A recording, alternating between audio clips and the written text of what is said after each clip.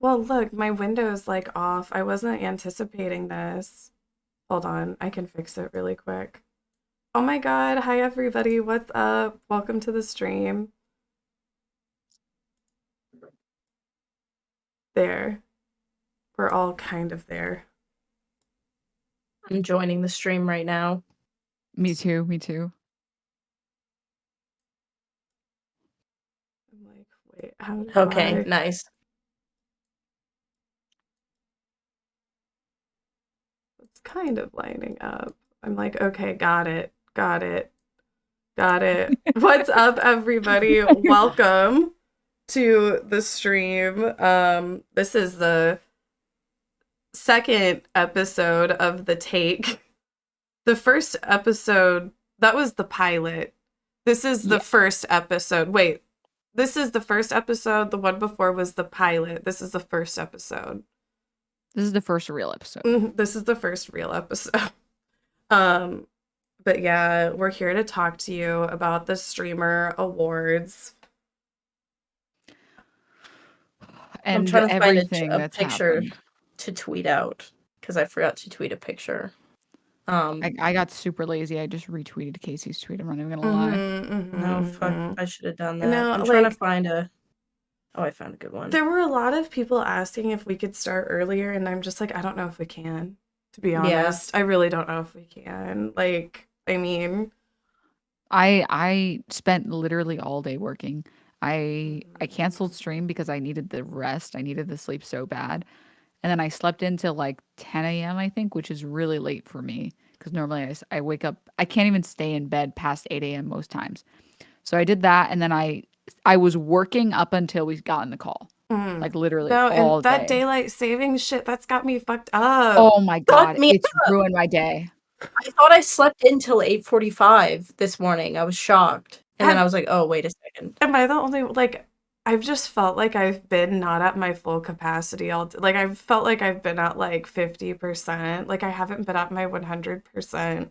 This is just like one of the worst like as if Mondays couldn't get any worse than they do. And we This don't like even 1 work hour. normal jobs, Yeah, like- we don't even work normal jobs. Like fuck. Like I was thinking that today. I was like, oh my God, if I had to go into a job today.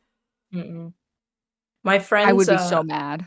My friend's a nurse, and she said that car accidents and heart attacks go up right after daylight savings time. I bet. Yeah, I heard. Oh my God. I heard that doctors say that it's not good and that we shouldn't have it.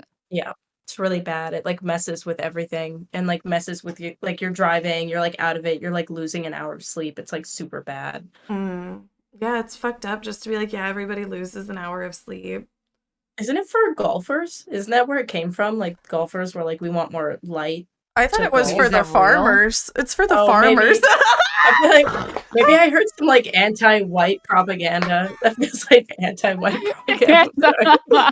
I'm like, maybe it is for the golfers too, though. I haven't. It honestly, maybe it was for the farmers originally, and then the golfers like have been lobbying to keep it in. I could see that. Cause like, I don't know, it's a little suspicious. I'm just saying. Yeah.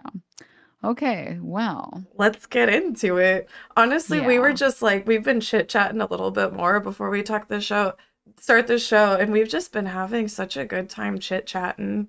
So good. And I feel like it's hard to like jump in and then get right into the like, because we've been talking a little bit about it off stream. Well, to be honest, I don't know very much about it because I haven't been able to be on Twitter. I've had like a very eventful like last like 4 days. I've seen the outfits and what people are wearing, and I saw like how like legitimate it looked this year. I don't remember it looking that like legitimate last year. It was pretty decent last year. Yeah. And now, like having been to the venue, I like look back and I'm like, wow, the first year venue was like mediocre. This year was like amazing. It like really looked amazing. And it looked the adult. insane thing is, I thought that the broadcast would be better. And I was surprised. The in-person experience was way better. The audio, from my understanding, was going out a little bit on stream, which kind of sucks. I feel bad that I mean, like, it is what it is. All of the camera angles and stuff that they were getting, though, like, I couldn't complain. You know, it's like hard pulling off those sort of productions. Like, even though there was some sound loss at certain points, it's like, oh, you know, Well, Yeah. I'll tell you, like, working with broadcasting and production for Creator Clash, the guy that we hired is like the dude who like does like Lollapalooza. He's Mm-hmm. like very he's got a lot of credentials.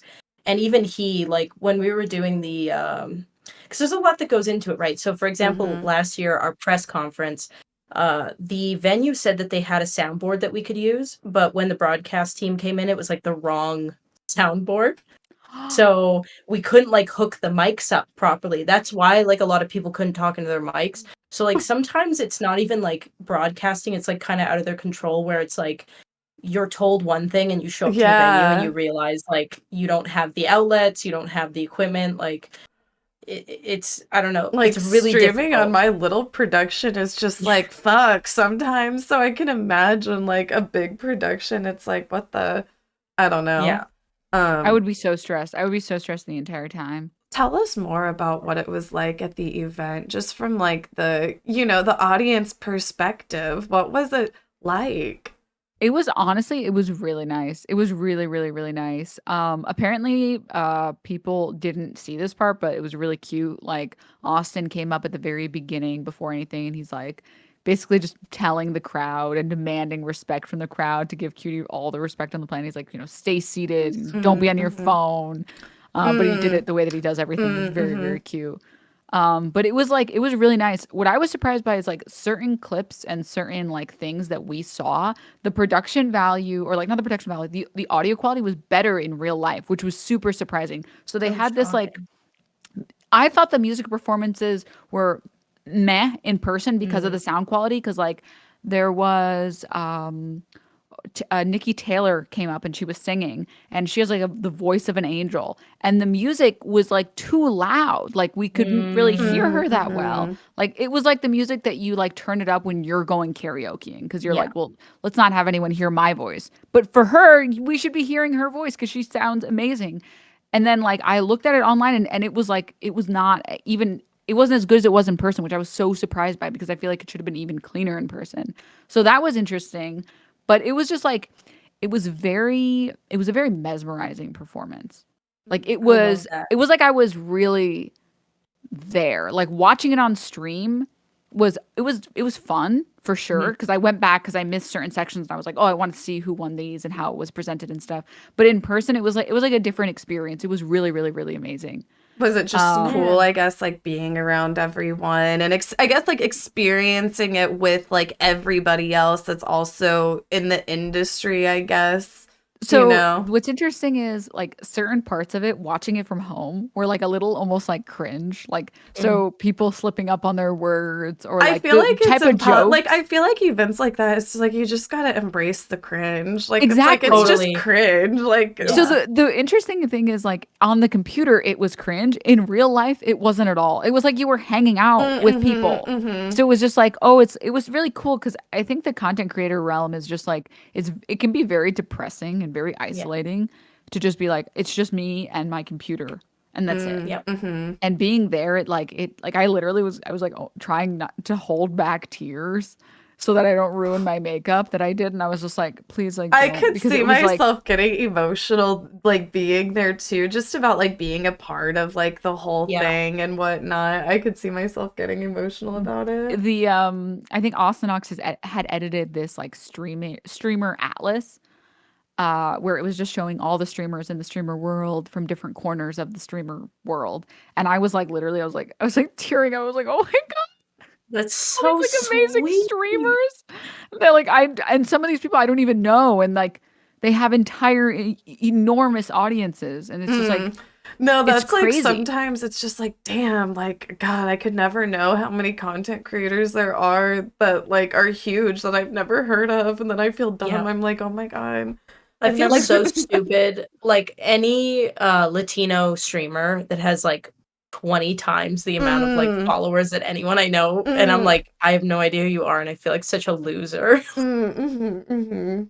And that Like was like the Amaranth, coolest part too. Like the Austinox edit, it showed a bunch of these streamers. Like yeah, it showed a bunch of the streamers of like people that like you would never know about, but they're enormous. Mm, that's like Amaranth she's boxing in that South the- American boxing event, and there's like massive like creators on there, like with a fuck ton of numbers, and I've never heard of any of them, and it makes me so sad. I like wish that I don't know. I feel like there's like like this whole world of streamers out there that like because of language barriers I'll never be able to access, and it's just interesting how like large that world is. It's way bigger than the English speaking world, I think. Oh yeah, their numbers on Twitch are always insane. Crazy. way higher than any like record that we've broken here in the US or like English speaking streamers. Need to learn Spanish.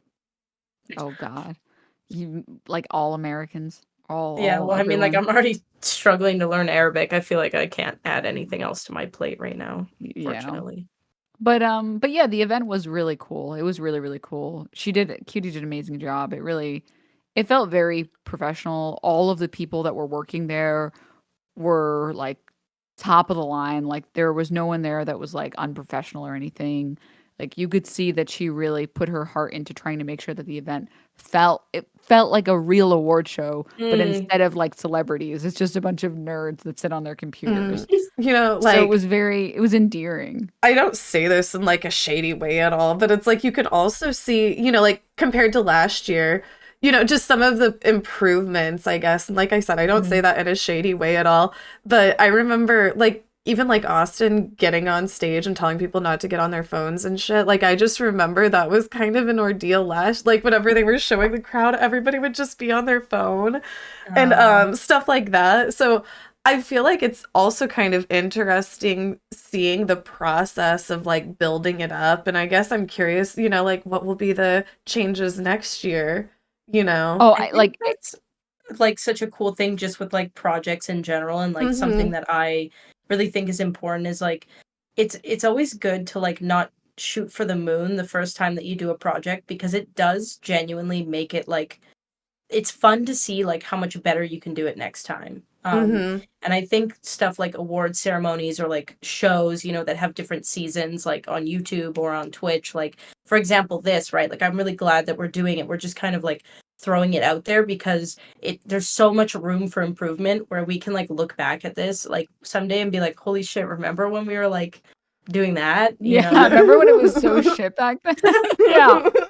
And I imagine like it's even like the same for like streaming or like when I used to draw, like I still have like my really old like middle school, like high school drawings, and I look back at it and I'm like, wow, this was so bad. I remember like thinking for some of these, like I remember being so proud at the time. Yeah. And looking back and being like, this was really not good. And it's even the same with streams. Like I look back at like some of my old streams, even like a year ago, and I'm like, Jesus, this was not good. I cringe at myself so much. I'm like, what was I thinking?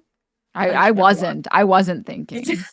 That's when you make your best content, is when you don't think, though. Yeah, that's true. That is true. Speaking about looking back at our old content, though, we were talking about how we wanted to talk about, like, you know, just the pressures of going to an award show like this. I don't know. And just like how it is, you know, like being a content creator, and I guess like, you know, like we're all insecure, like everybody's fucking insecure. And, you know, like being able to be in your space where it's like, okay, I'm in front of my camera, I know my lighting, I know my angles, and then going to like another space where it's like, oh, there's multiple cameras here and they're all super high definition, and I don't know if this lighting is doing me any favors. You know, it's like or like the camera it's really catches hard. you. It's really when hard. the camera catches you in the exact moment and you're like looking at your phone and you're like, I have a talent so like, terrible. Wherever the camera is, I move my body in a way that makes me look like the worst I possibly could. Like I think I'm doing a good pose. I feel like I do that too. Where I'm just like, oh my god, I just made myself look wider. How do I do it? I don't know how I do every single time. And like I also like I have this problem where like I need to put a mirror in front of me when I'm like taking selfies if I use like my back camera, because this face, if I'm like, okay, I'm gonna look sexy, it is the dumb.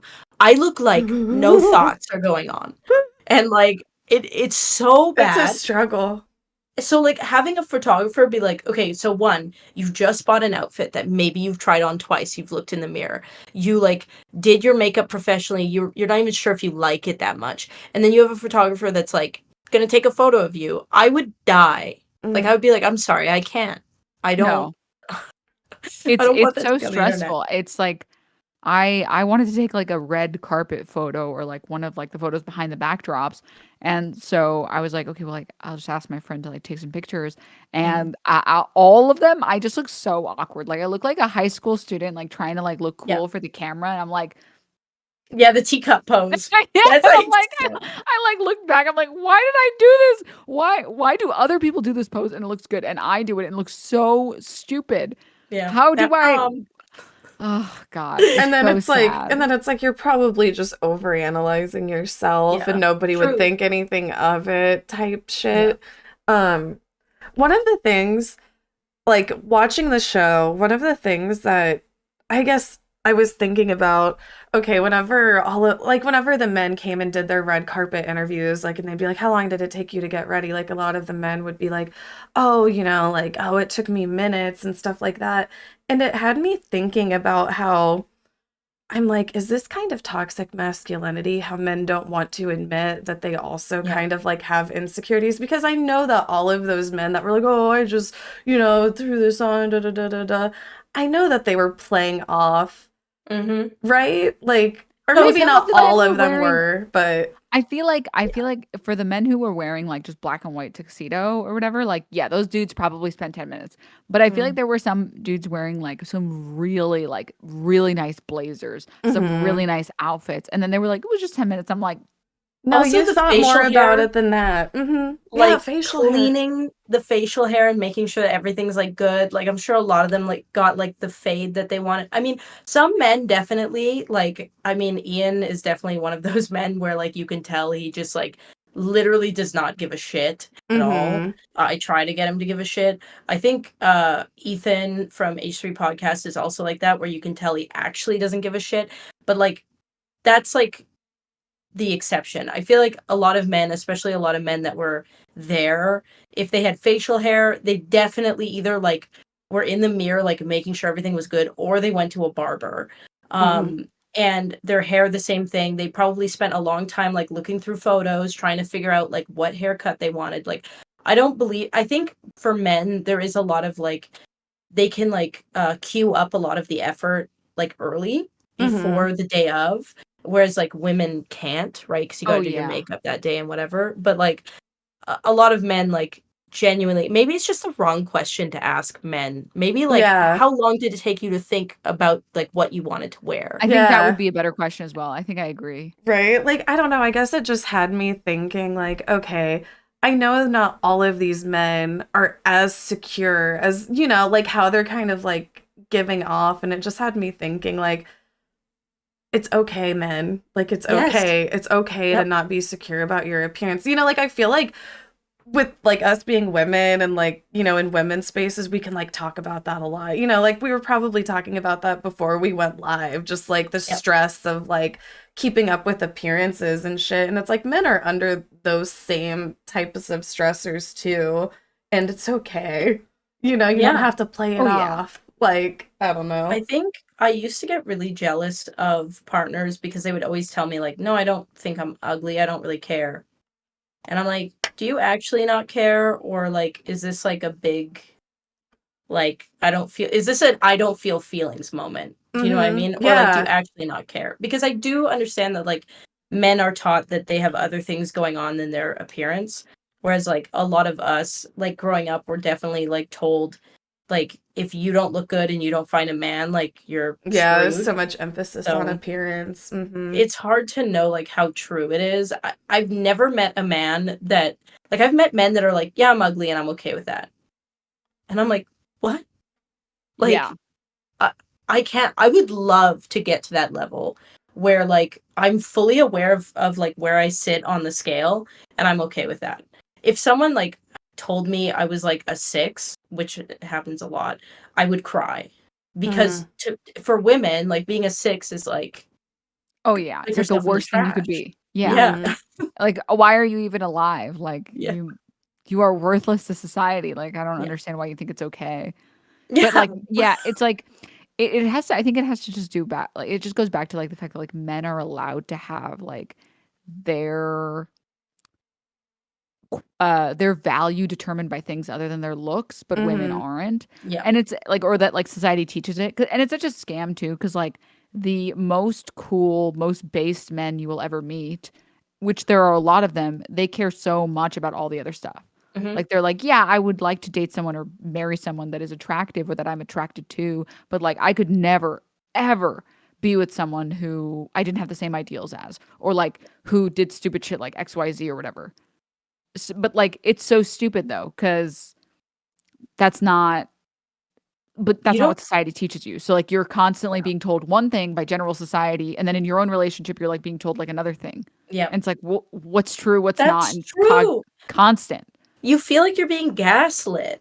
Because like my partner genuinely does not give a shit very much. I mean, we're also married for. I mean, we've been together for like 7 years, but like, he genuinely doesn't give a shit if I wear makeup or not anymore. And I can't like. There's a piece of me that's like, you have to be lying because of what society's like. If you're not putting on, there's like that one. I think we talked about it last time. That fucking girl who's like baiting trad wife content on TikTok. Oh yeah. Where she's like, I wake every day and I do a full face of makeup and blah blah blah blah blah. And I had my family, right? Like was like, you need to be like, if you're going out, you're wearing makeup.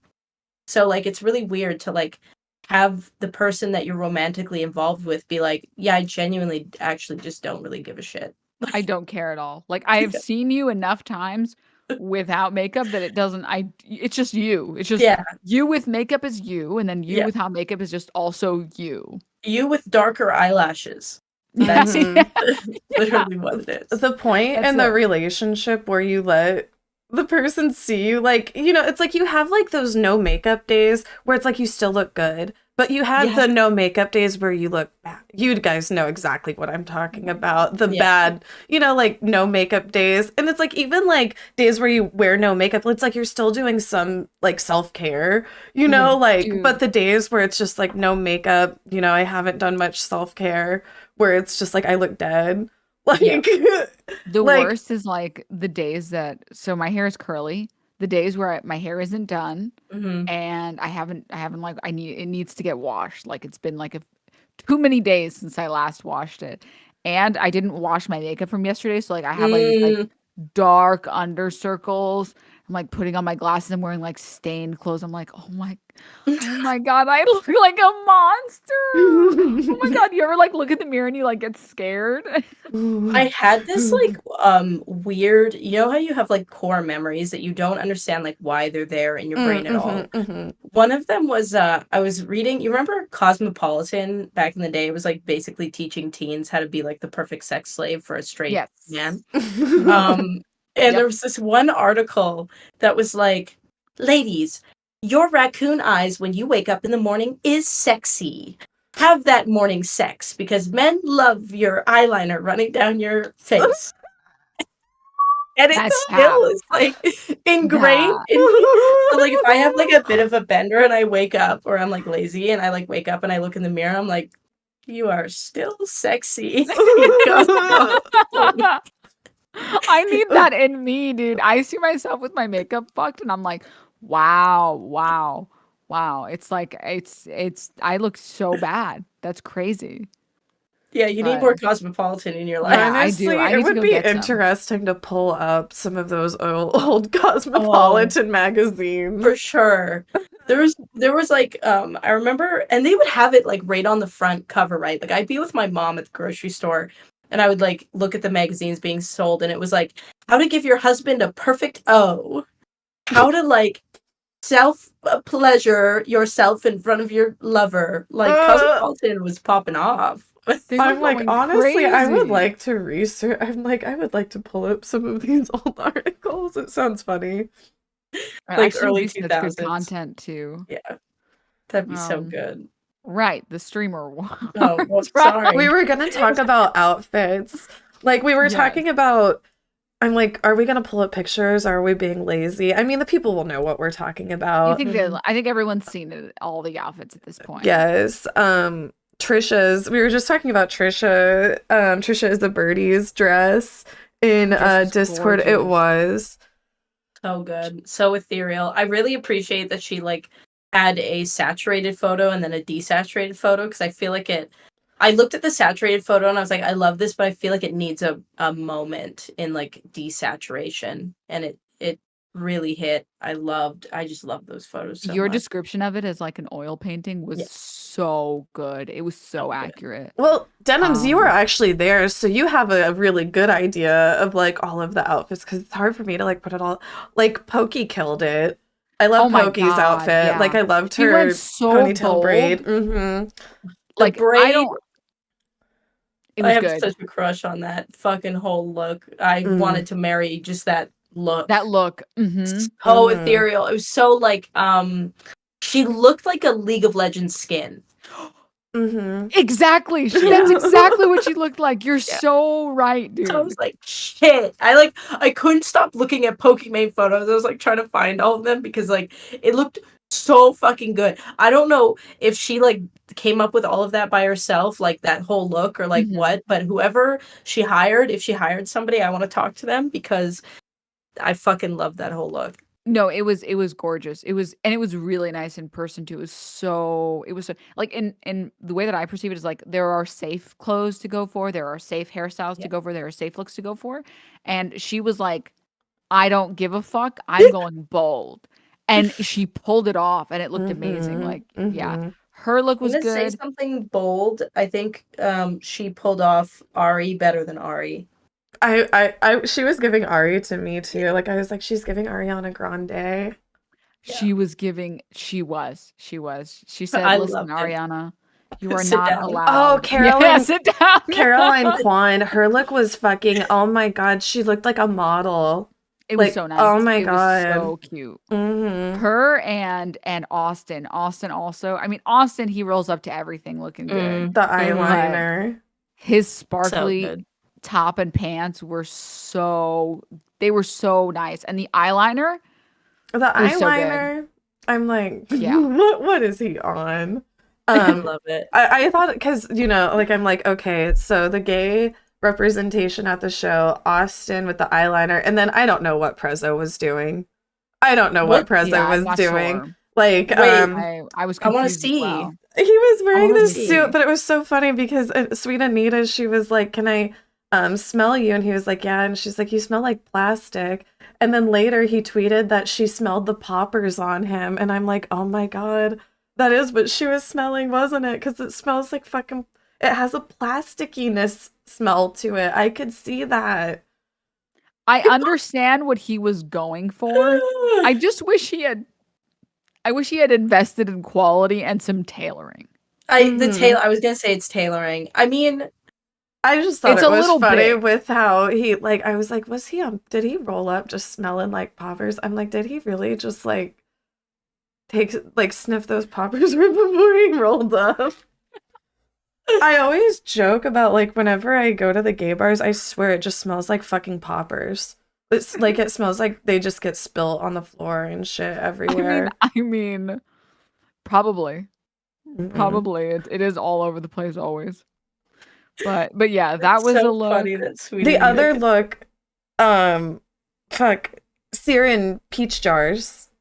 Oh, denim look. yes. yeah. But Twitch did not tag her in the tweet, and I didn't like that. I'm gonna be honest. I think that was just Mm. Twitch being swerfy as usual. If they were willing to kick Adriana Chechik from Twitch Rivals for doing porn, I feel like they did that on purpose. Maybe that's just me. Maybe I'm putting too much guilt on Twitch.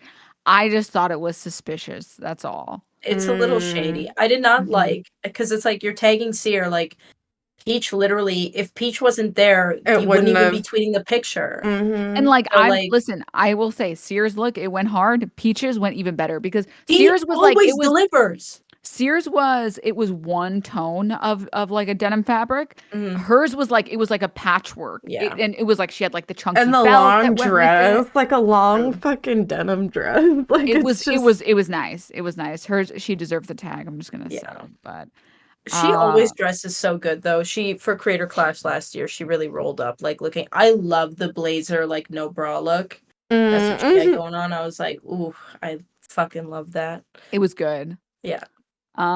Let's see who else was Honestly, there. everybody looked great, really. Like, it's like I wouldn't hate on anybody. I'm not gonna be like, oh, their outfit was trash. No, Like, I think there were. Believe. I think the only ones that were not good were the people who just didn't get their suits tailored. I think that was Mm. it. Those were the only people that I was like, But I have to give an honorable mention to Avali.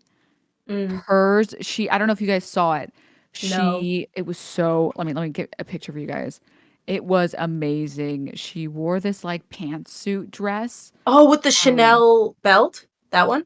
No, it was all purple. Here, this is one picture. It doesn't show that it's I like the pants, but it's like Chanel. it was like a pantsuit with like Oh, flared on the bottom, and it was so nice. It was so gorgeous. I wonder if there's more pictures of oh this yes, look. I did see this Mhm. dress. Hold on, let me. I love the like- color. The color was amazing. This is like a picture of like the sequins a little bit closer, and it shows like that they're like pants. Like it was Such a so sight. nice. It was way better in Oh, person. that's Way so better. cool. I love the purse too. Man. Shout out to also Emma. Mm-hmm. Let me pull her up. With the Yeah. red. She was I'm wearing just- like a red. Oh like, my god, the velvet purse. suit. What? Yeah, The so purse is good. nice. I'm so shocked that everybody kind of like delivered like this. I feel like, oh yes, I love this Mhm. look. God, Yes. and the red. hair. That Oh my suit is goodness. so like that jacket is so pretty with like the red and then all of the other colors in it too. She did a great job with it. She did amazing. Also, And like the gold with ti- it like too. yeah, I was gonna say that's like a bull neck tie, right? Like that's the like. She necklace. said that fuck, what are they called? Bolo tie. It's a bolo tie. That's Yeah. what it's called. She said it was like a real gold too. I'm like, damn. It looked amazing. It looked amazing. It looked so good. I think this is actually one of the few pictures that actually does the person justice. Because a lot of the pictures of a lot of the people, like the outfits all looked way more amazing in person. But this one actually is pretty close to how it looked. It was really nice. I think those are like, obviously shout out to Ray and Cutie. Mhm. They were like fucking shimmering on the stage. Mhm. It was They did so like much fun a- to watch. Cutie, it was like I literally feel like sparkling. How many outfit like because I was saw gonna say she whenever did a Cutie change. she did like whenever she was on the red carpet and did her interview, she had this black dress that crisscrossed in the front. And then I think she might have had another dress whenever she Mirror first dress. went on, or maybe the straps changed Mm. for another black one. Does anybody know what I'm talking about? Whenever she was Oh, 3. Somebody said that Cutie Yeah, had 3, I I believe. think there were actually 3. I love the one that she had on the red carpet too. It looked like a tighter, like fitted, like black long dress with like a crisscross in the front, and then she had the black one that she wore at the beginning, and then the like crystally one for the end. That was my favorite. Was the Chrisley one. I It was just really liked nice. Valkyrie and Cutie like matching. I was just so into that. But It also, was so nice. It was so With- cute. Valkyrie also had a green one, or was that her? Somebody Yes, had a- her Yes, green one I was love the so green. amazing. That was I my love favorite. I love the like the sparkling one that she had. I on some level I like the glitter one as much, if not more. Mhm. Yeah. The green was so nice. It was so nice. Oh, I have to show Trisha's dress because I don't think the stream saw that. Yeah. Isn't that gorgeous? Like, honestly, that's such a pretty dress, and she really pulled off the look. Like, So honestly, good. I would say I feel like I'm the most stunned by Trisha's dress and then Pokey. Like, everybody was great, Yeah. Yeah. but for Mhm. me, I feel like Trisha's dress, it just has me like, and same with She's- Pokey's look. Yeah. Like Pokey's look, everyone has to respect it because of how bold and brave she Yeah, went. yeah. And she just fully committed. Like she was like, Oh, I am Caroline, gonna- amazing too. Honestly, Yeah. it's hard to even pick. Like, It's- Denim's like, like I fucking don't- amazing too. I'm like, oh my god, God, can we stop. show a pic of Denims? Yeah, please show a picture of denim. Thank you. That's very nice. I was so stressed about it. I told you guys a little bit earlier when we were talking, but I literally found that dress Thursday night. Like I was like going to Crazy. the mall. No, like, the it looks. mall is about I to thought close. it looked great. Like, Did you tailor it or anything, or is that No. Because mm. I'm worried. I'm worried that I'll never find a dress that fits me without tailoring. No, this one, honestly, this was like a size 8 too. Okay. And I was like, I looked at it, I was like, this is size 8. This is pretty small. And I was surprised. And I went and I like bought it from like the lady and she's like, oh, you bought this dress? We actually just got these in today. You're the second person to get them. And I'm like, wow, how lucky am I that I came in today? Right at that time to get that so dress. cool. So yeah, I was really happy. I was really, because I was like, last year I went in just like a simple black sort of dress, and I was like, I want to go bigger this time. I want to go braver, because everyone went so crazy last year. Like Amaranth did this like Little Mermaid look with her like gorgeous orange hair, and she went with this like green dress, and she had like seashells in her hair. It was like it was so nice. And I was like, well, and streamers love outdoing each other. They fucking love. So I was like, let me go a little bolder this time. And despite that, there were still people that were outdoing, still going even crazier. I wonder if people will do that for art, because we have a red carpet event for Creator Clash. Now I'm like thinking about what I have to get, because I'm like, shit, I gotta think about it too. Shit. Fuck, I don't know if people are gonna roll up like that. Like, we have black tie, like in the info packet it says like black tie attire. So like, I'm really curious. Like, we're gonna have like Mark and Jack interviewing people, like Markiplier and Jacksepticeye, and I'm so excited. And now I feel like if people are showing up like that, like, fuck, now I'm like, I really want to show up like that too. But I'm so bad at shopping. I can't shop. I need my mommy to shop with me. Well, you have her now. Oh, but then you don't want to have to deal with like, I want to fly it twice. That's not worth. Especially if you go for something big and bold. Yeah. That's maybe you can have some, like, maybe if any of the female fighters are coming in a little early, you can like grab them with you. That's a great idea. And be like, you guys, someone please come with me. Please help me. I need the help. Like, scour the malls of Tampa, Florida. Going mall shopping, like, I don't know. We've really been spoiled by the internet though. Like going, like having, like ordering clothes online and then going and looking for them like at a store is such an ordeal. It's like a treasure hunt. Yeah. Feels like a treasure hunt. It's like you don't realize how infuriating it is that you can't sort in real life. Like online, it's like, well, I know for myself, I hate strapless dresses. I hate them. I want to wear a bra under. I feel so like naked without one. Well, and then especially just, in, like, being streamed, and then if anybody sees the titty, and then it's like a big deal. Exactly. It's and just it's so like, fuck. It's terrifying. Like, at least like the bra will secure them. So I know for myself, I can never go for something strapless. I just want to go into the mall and be like, okay, no strapless, and all those dresses just fucking disappear. And then strapless shit is just hell. Oh my god, yeah. Even like a strapless bra, like I remember really trying to like commit to wearing them with halter tops when I was a teen, because I was like chestier as a teen, and like all of my friends were wearing halter tops, no problem. So I started like trying to invest in like those strapless bras, but like the sticky parts like don't do anything. They just like go indent into your side. Yes. The worst. I have never had one work on me. Ever. They just like it's like I just put like a piece of paper on top, and it's like, well, this isn't really doing anything. If somebody really, I know they're always like making new inventions with bras, but it's like they still, they're innovating. It's like they still haven't quite found the method. No, they're always innovating though. There's the sticky bras are kind of okay. Like but only for a one-time use, like if you really need it. It's like the sticky bras are okay, but then they suck because it's like they lose their stick. It's like you need a whole fucking new one. Like, damn. Yeah. And also like they kind of give you a rash, and like pulling them off your nipple is not fun. A good time at all. Yeah. So I don't know. I just feel like it's just better. And there's some women that like are chesty and so good at taping. Like they can tape and have it like sit exactly. No, like half the time you're better off just fucking getting a roll of duct tape and doing this shit yourself. Like literally. Like I want to learn how to do that. Same, dude. I'm always surprised with women who are able to like get so much cleavage with like just like some fucking tape. It's like, I know, it's crazy. This is definitely magic for sure. It's like sorcery.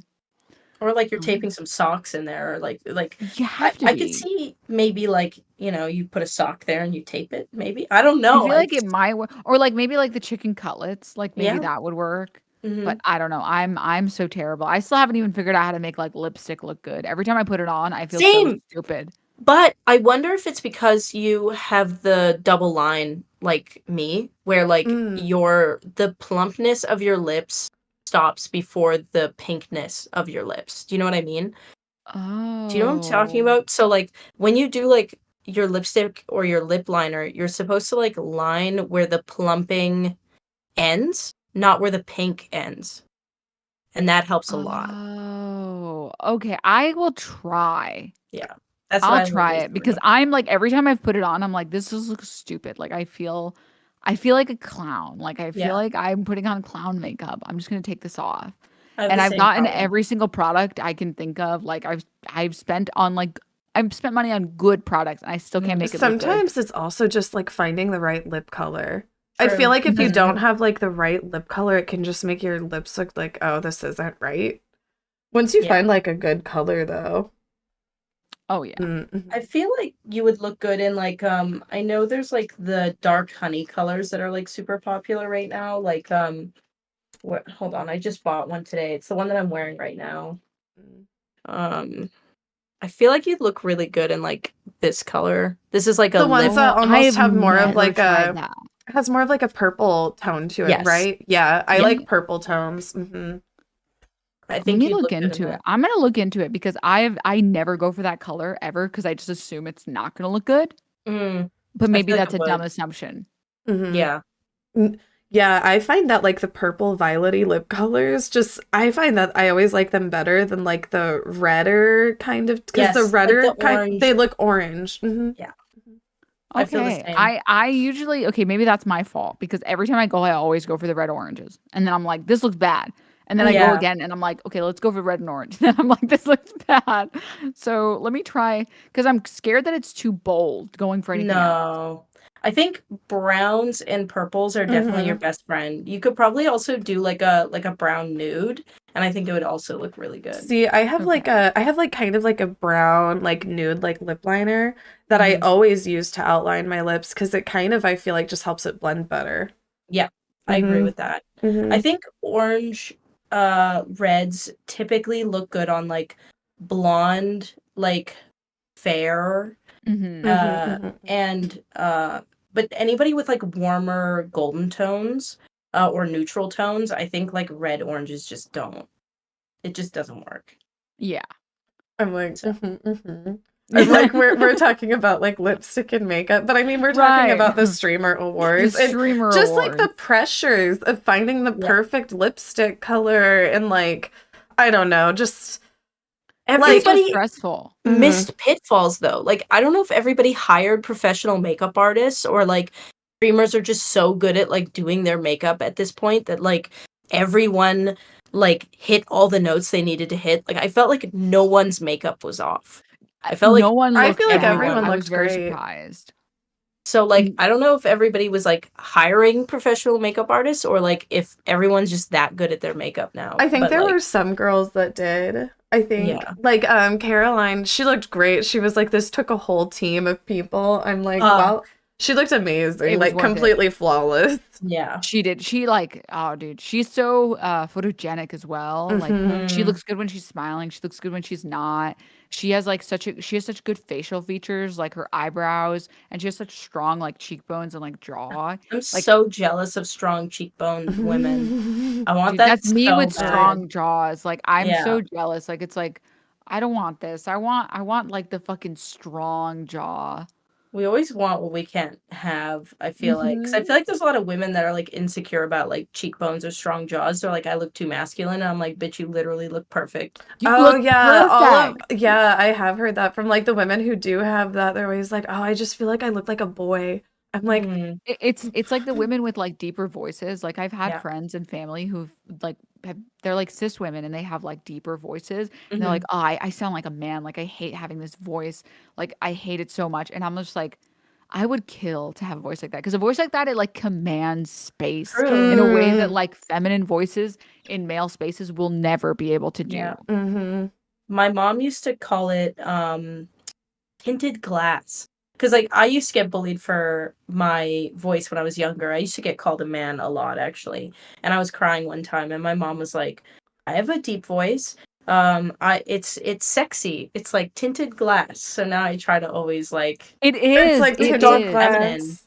Yeah. It's Mhm. so, it's like, it has, I'm very jealous because I am not, and I've never been very good at pulling off like sexy. Like when I'm Mm-hmm. not smiling in pictures, it just looks like I'm having a bad time.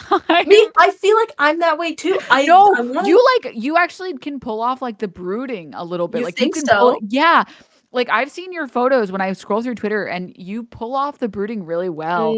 So it Okay. might just be you. It might just be I you think it looking might at be your own me. pictures because Yeah. you do it. When I do it, it's like I have like more like hollow out areas here. And Mm. so when I'm smiling, like it kind of like pushes my cheeks up so it doesn't really show. And when I'm not, it's like I don't look like how I can never, it just looks like I'm unhappy to be there You instead know, of like okay. I feel like you have, because it's interesting you said like the hollowed out eyes, I because feel like I I have. feel that way about me. Hmm.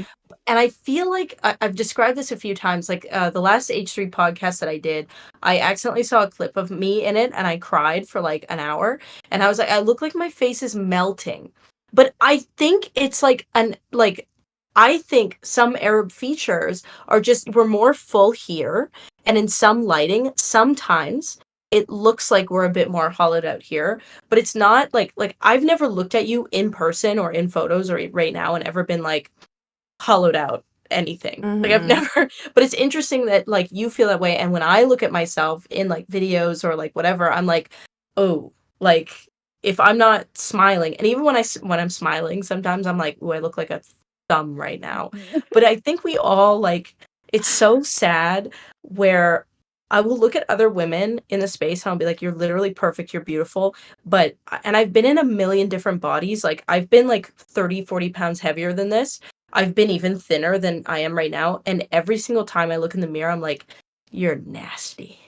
But it's Yeah. like, it's I mean, the I mean, not soul. yeah to that, but like That's why I feel you. I feel you. I think it also, it might be an Arab thing, the features of like the fuller cheeks, but then like Yeah. there's like a little more hollow. It's Yeah. just, it's like in your brain. Like I will never forget. I was talking to like a friend of mine and she does like OnlyFans stuff, and I see her content all the time and she's very diligent about posting. She has like such a good work ethic. And she was telling me, she's like, I look like a hideous monster. And I was just like, mm, where? Like, where? Show me where. You have like the perfect everything, like literally everything. Mm. Like I would trade instantly, because she's like one of those people that just like, she looks really good with no makeup. Like Yeah. mhm. she looks great with makeup, but she looks amazing with like a completely clear face. Yeah. And I'm just like, I you're not allowed to feel bad about the way that you look because you I look know. perfect. Mm. It's crazy that it affects. I played hockey growing up and I had every body type in that dressing room. And even the prettiest girl in there, like when she got undressed, she was like, I hate myself. Like I am like, and it's so painful. And I think it was like to be honest, one of my first introductions into like thinking about intersectionalism, where you had this girl who like was definitely a victim of like being a woman, but she was thin and had a lot of benefits, and she was literally standing beside a 350-pound like woman and like looking at herself and calling herself disgusting, and the 350-pound woman was standing there like, what To is you then. happening right now? Yeah. Mm. It's like, what am I? And it made me realize that like, holy shit, both of these people are suffering, but like by her turning it in this moment and like making this moment about herself, even though it's valid, like I can also understand why it's also like pretty insensitive. And I feel like that was almost like a door that opened me up to like, okay, we're all sad, but sometimes we have to think about the responsibility of like projecting our sadness Yeah. out Mm. there, Mm. because you can really fuck with someone. Like I remember, because I was, my best friend at the time was the 360-pound woman. I had been friends with her for 5 or 6 years, and Mhm. that really sat with her for like Mm. weeks, you know what I mean? And it's crazy because it's just like what you're talking about with like your friend who like perfect, but like she's so valid in feeling that way. But when she puts it on herself like that, there's like we kind of forget, and I do it too, right? Like I am like objectively, right? I'm thin, I'm white, I'm like all the things that Western society has deemed like You're hot as pretty. fuck. So like when I sit here and I'm like, oh, I'm fucking disgusting and I cried, there's like some responsibility that I have to take of like, why is this bitch crying about this? You know what I mean? Like, and is it healthy to do for everyone in the room? And it's like, That probably yeah. not. Do you know what That I is mean? like that it has been and probably will always be like the reason why I try never to talk about weight. I try never to say like I still do it because I'm not perfect, but I try really hard, especially on stream, never to talk about feeling fat Mhm. because it's something that I think myself and literally everyone else always thinks, like, or at the very least, all It's women true. are constantly like, I'm too fat, I'm too fat, I'm too fat. Yeah. And I try not to do it because it's like I think it unintentionally makes other people who weigh more than you, it Yeah. makes them feel bad. And Yeah. they might not realize that you're just saying like I'm talking about myself and I'm Yeah. only talking about myself. I would never say that about you. And I think I you look think great, but you so can't much of it, communicate that. it's self-hatred that is, you need to figure out a way to direct it. So the outlet for us is weight.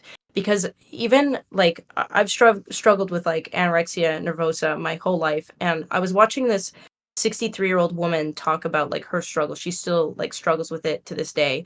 And she said like, I don't know what it is about the idea that like it's like this idea that I feel like I don't deserve. I don't deserve, I don't deserve, I don't deserve. And I think a lot of women, when they say like I'm so fat, to be honest, I don't even think that it's about weight, right? I don't think that that's really what it's about. I think it's like just this overall anger that you don't know what to do with. Because like I truly, like if I were to look at it objectively, right? There's a lot of women on like, and I really mean this, like on the whole spectrum of weight that I think is like they're genuinely beautiful. One of them isn't more beautiful than the other. Um and it's so weird when I look at myself, no matter what weight I'm at, I'm like, it's too much. But I don't think it's actually truly like fully connected to weight. I think it's like something way kind It's of way deeper insidious. that like you will just never be good enough. Yes. You know? Because like for example, I was genuinely like my brain could not wrap around the idea of that one Jordan Peterson tweet about that like lady Mm, on the Sports Illustrated. I yes. was like, I literally stared at that. I was like, how do you not think this woman is like unbelievably sexy? Like you are delusional to think this. Like in my head, like to my core, I think this. And then I will also look in the mirror and be like, oh, like ew. Like, what is that? It's like mental illness. It's so insane. And here's the other crazy one, and like this is the one that I find the most interesting. I will go back to my Instagram 2, 3 years ago, and I'll be like, what the fuck? I looked good. And then I'll be like, now I look bad. But I don't look any different. Like No, that is sometimes like I'll go back and look at like insane. old pictures of myself where I'm like, God, I felt so fat then. And then I'm just like, oh my God, what the fuck is wrong with me thinking I was fat then? Like, I like it for me, it's like I have like the specific breed of mental illness where like if I see like a bit of like pudge Yep. like sticking out like the smallest amount, like ew, which is so mm, dumb because I was at this it was like a tiny little like house party Friday before the streamer awards. And there was this girl and she was wearing like a crop top and this like skirt that had like how do you describe it's like strings. And so when Yeah, yeah, yeah. she was like leaning on her side a little and you Yeah. could see like she was thin, but her Yeah. fat was Yep. like pooling there. And I was like, that looks good. It's hot. I It's know, hot. I know. And I was like, why do I not like it on me? I like the way she looks. She looks so good. And she's like the confidence and she's owning it. And I'm like, oh my Yeah. God, what is wrong with me? I know. And then you try to like figure out what like for a while I was like, maybe it's because I'm so pale. Maybe that's why I don't like it on me. Then you see like this like really pale, good looking like girl, and you're like, oh no, that's not what it is. Fucking have a disease. God. I think that definitely the internet makes it a lot worse, and like I think that it ties into things like the streamer awards and things where you're, like you said, like you don't have any control. You're out there. You're wearing an outfit that you're not 100% comfortable in. Like if you told me like we're gonna take photos, I'm grabbing the shirt that I know that I'm comfortable in. I'm wearing the pants that I know don't give me a muffin top. And I'm like wearing the makeup that I know at least won't make me look like a grease ball, basically. And for the streamer awards, like you have to take like risks. You're taking your photos, other people are taking your photos, and then it's going on the internet, right? And people are looking at it. And I know. the other thing about that too, I have to say, I feel like the incel crowd on the internet know how fucking insecure women in the space can get, and they'll find unflattering pictures of them and just like fucking spread them everywhere, like put them underneath all of their fucking Twitter posts and shit like that just to fuck with them. And that is just so fucking twisted. Dude, that people do that to other humans. Like, I feel such a rage. I don't know if I've talked about this before or if you guys have seen it. A Pokimane was on Anthony Padilla and she had an interview and she talked about it, for any of the viewers who haven't seen it, she talked about basically how that one picture that she did for women, she did like a get ready with me for the women in her audience, where she was like, look, I'm not perfect. Look, we'll do makeup together. And now she doesn't do them. And now she has like straight up like trauma related to looking like herself on camera. And it's like she's talked about like, oh, like if I'm at a certain angle or the lighting is a certain way or my makeup is a certain way, I see that picture and it like haunts me. And I'm like, I have to like readjust myself and be like, okay, I have to look a little bit more presentable. I can't look like that. And so sad. It is really, it's like, it's very, very, very, and it's very all sad. things that make it like that much more stressful whenever you go to events like this, it's just like, I don't know, I feel like all of us here can relate to that, like just, oh god, I can't deal with another bad picture of myself. Like, fuck. I was still like trying to, because I have really bad body dysmorphia. I have no idea what the fuck I look like in photos. I usually have to like get someone else to look at them to like tell me what's like okay to put out there. And when I was starting OnlyFans, I took this one picture. I have long legs, whatever. It was like a lower angle. And there were like a bunch of incels that got a hold of it and drew me. Okay. They drew a caricature of me that represented perfectly every horrible thing that I make up in my head about my body. Everything. They like extended my legs. They like made my trunk really wide. They like made my arms really like big and my shoulders hunched over. Everything that they could have done, they did. And I was like, fantastic. Thank you for that. It's crazy that you say that, because in my head, I like look at myself and I'm like, I wish I had longer legs. Because in my head, I see long legs and I'm like, God, that's like, because I think like Bayonetta and I think like, oh my God, that's so like, that's so sexy. Like to have like these like long, daunting legs that like when someone sees your shoes, they see these like red heels and then they have to look all the way up before they see you. It's like, that is so sexy, And then it's like me and I'm like, okay, well, I guess these are okay. I think for me, I like long torsos, and maybe it's because, again, raised in like the early 2000s where like low rise and whatever. So like because I have long, it's a trade-off, right? You have long legs, you have a shorter torso. So like I'm like, fuck you, legs. You ruined torso. What I wanted. What the hell? But it's so interesting because it's like what you said, like we always, whatever you don't have, you always want it and you're always insecure about it. And it's so funny because all of these things are just like traits. They're not like flaws, they're just traits, right? Like they're neutral. They're very neutral. No, that's so true. That's so true. It's like all like these different things, they're just traits, and we're made to feel like all of our traits that differ from human to human because we're different are supposed to be the same. It's like we were talking about last time with how like plastic surgery, like now it feels like they just want to make everyone look like a Kardashian. Yep. It's Instagram like it's really sad.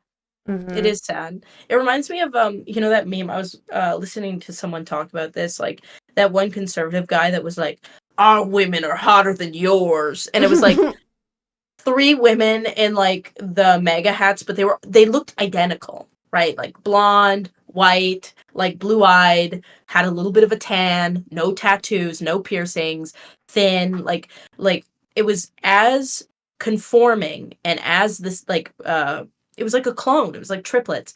And then it showed like liberal women of all different like sizes and heights and piercings and tattoos and like different hair colors. And it's like so interesting that like that really is the reality of it with that side of like that type of thinking of like you have to be attractive, you must fit into a very, very, very specific mold. And you have about 10 years to do it. Yeah. It's like insane. It's like it's like deranged, dude. Yeah. It's like good luck, It's crazy. And it's worse in like China, Korea, like China, the paper. I don't know if you ever saw the trend. The paper trend. It was like you had to fit into an 8x11 piece of paper, like your midsection. Like women were like, pretend this is a piece of paper from I was eating a croissant. That's why there's grease on it. Just ignore that. But like pretend like this is an like 8x11. 8x11 paper. Yeah. Basically, you would do this, and then you would set it up, and you'd be like, if your waist was bigger than the paper, you like fail the challenge. Yep. Your waist has to be smaller than the paper. They also had like some pencil trend at one point. They had like a million different trends of like, oh, they recently had it was a kids clothing trend that if you looked fat in kids clothing, you are fat. Yeah. So it was like adult women wearing like size small for children, like girls. And they're like, "Ooh, look, I'm pulling it off, which means I'm thin." Which is insane. I know. It's fucked. And I there was a girl that goes to my gym, Korean girl, who said that like she's considered fat in Korea. She's a size 4. She's like very small. Yeah. I could not survive. It's very sad. It's like very sad. And I've met like growing up, I've met so many Asian women who in like I've seen them like, you're really thin, or like you are like a normal weight. And they're like, they talk about their experience growing up and like how literally everyone in their family, because like a lot of people are second-gen immigrants, like people in their family are constantly telling them they're fat. Yeah. And like that is They'll just flatly say it too. They'll be like, you are fat, go walk around, stop eating so much food. It's like it was traumatizing. I was like in grade 5. I had a friend. She immigrated to Canada from China when I was in grade 2. We'd been friends ever since grade 5. I go over to her house and her mom looks at her and she goes, "You're fat." It's like, excuse me. It's the most mortifying. And she was just like, "Yeah, okay." She's like, "Yeah, we need to feed you less." It's really sad. It's really, really, really sad. It's sad here, but it's crazy that it's like it feels like there's very little places in like anywhere where imperialism is like a thing where women can, because I've heard that there are places like I've heard that there's countries in Africa that like celebrate moms to the point where like young women are like want to look like mothers before they're even mothers. And it's like this huge like honor to be a mother. So when your body starts to change, it's actually seen as like very attractive. It's interesting how little you see that in the worlds that we grow up in, right? Like celebrating a mother's body. It's weird, right? Because dad bods are cool, even though they cook nothing. Yeah, and I think dad pods are cool. Like I agree. I had like a conversation with a guy recently, a friend of mine, and he was like, oh, okay, so I want to know your opinion, your genuine opinion. And they were like showing me male bodies, and they were like, okay, like what do you think about this? And I was like, well, like that's nice. And they were like, okay, would you be more sexually interested if the person looked like this? And it's like a picture of like a dude with like a fucking 6-pack, like fully like still like lean, like not like big, but like ripped. And I'm like, I feel the same way about that I did about the past picture. Like for me, it's like 90% face and personality. Yeah. And that's Yeah. it. It's like the body is like almost like kind of like irrelevant. Like I don't. Yeah. I wonder, I don't know, because I'm technically, I don't know what you would call it. I'm like bisexual, but like I am like 100%, I have to know you before I can even be like remotely Oh, you mean sexually like attracted. demisexual? Demisexual. So like I'm technically that. So for me, literally, like you could be anybody and I would be like, I would be into it. But I actually feel that level of indifference that you do, where it's like, it is face and personality and body is like a hard like fourth place thing. Yeah, It's it's like so there are, and when I say face, I don't even mean that like it's like, well, I like these type of eyebrows, I like these type of eyes, I like these type mhm. I just like a face that like works. Yes, You know, Mhm. like I know it, fits. okay, yeah. So like Yeah. it's not like I'm like I don't even like eye color, don't care. Eyebrow Mhm. shape and size, I don't care. Lip shape and size, I don't care. Like nose shape and size, I don't care. Like, but if when all the pieces work together and it makes Mhm. like this like cool, it's like, It ooh, okay, has I to like be that. I like cool. that. I like that. It Yeah. has to have a flavor, Mhm. you Exactly, know? exactly. Yeah. So when I say like it's 90% like face, it's not like, ew, I don't like all of these traits. It's like, does your face make me happy to look at? Mhm. I like it. Does it Yeah, I all know what work you're talking together? about. Because you can have like a big nose and it can work. Or you can Mhm. I have like one of those love really tiny noses yeah. and it'll work. Or Yep. like I have seen like people with like crooked teeth and it works. And I'm just Yep. like, I don't know why it works. It just works with your face perfectly. Look at bottom teeth where it's like a little surprise. I I love I don't know, right? just telling you about it, I'm like, I love that so There's much. just it's like a little surprise, you Yeah. know? I But don't know why. so it's not even about it being like okay, but you have to yeah, you can have whatever body you want, but you have to have a perfect face. It's like no, you just have to have a face that like draws my Mhm. eye. Yeah, And I like agree. it's sad because it's like when I look at mine, I'm like, okay, no, I have to have the perfect face. I have to have no flaws. I have to have the Yes. perfect eyebrows. I have the Mhm. perfect eyes. I have to have the perfect nose, perfect skin. Mhm. Like literally, it all has to be perfect. And when I look at other people, I'm like, that's great. That's also great. That's Yeah. also great. That one's great. But It's that's very so sad. sad. The brain is so not logical. There's nothing logical about the brain. That's like my therapist tells me that all the time where I'm like Mhm. I'll say something, I'll be like, logically I know, and my therapist is always like, well, it doesn't really matter like what the logic, because your brain does not care about logic. Mm. Yep. It's so sad. God. I just realized we were talking about the streamer award. I know but okay, well, let's tie it back in. Everyone looked hot at the streamer Yeah, awards, that's exactly what we were talking about. Mhm. but like Yeah. everyone looked hot. I Yeah. will say the full pantsuit with the Chanel belt. Do you know what I'm talking about? That was a fucking look, and Oh I loved yeah. it. I don't know It's Mhm. whose it nice. was, but I loved it. No, it was a look. Um, okay, what other things? Um, Hmm. I guess the other thing, do we want to talk about like Kai winning and not attending? Yeah, that's a great topic. Mm, I want to share my 2 cents, and then you guys can Mhm. also, comment, criticize. For me, I get not wanting to show up because you're busy or because this or because that. I just want to see like a little effort. Like I think what Charlie did was really cute. That he's like, I'm not going to show up, but I'm going to have like these 3 body doubles show up and they're going to play that's my cute. character and they're going to meme up my character and that's what we're going to do. It's like, okay, I like the effort, there. But the thing with Kai is like Kai is from my understanding he's in LA, so he just needed to Mm, show up. It wasn't even a matter of like Mhm. flying to the event. And then also it's like it feels rude to your community. Like your definitely. community voted for you to win this award and then you're not going to show up. If you're not even going to show up, like why even like push for that? Like why even push for your community to vote for you? Why even do any of this stuff, right?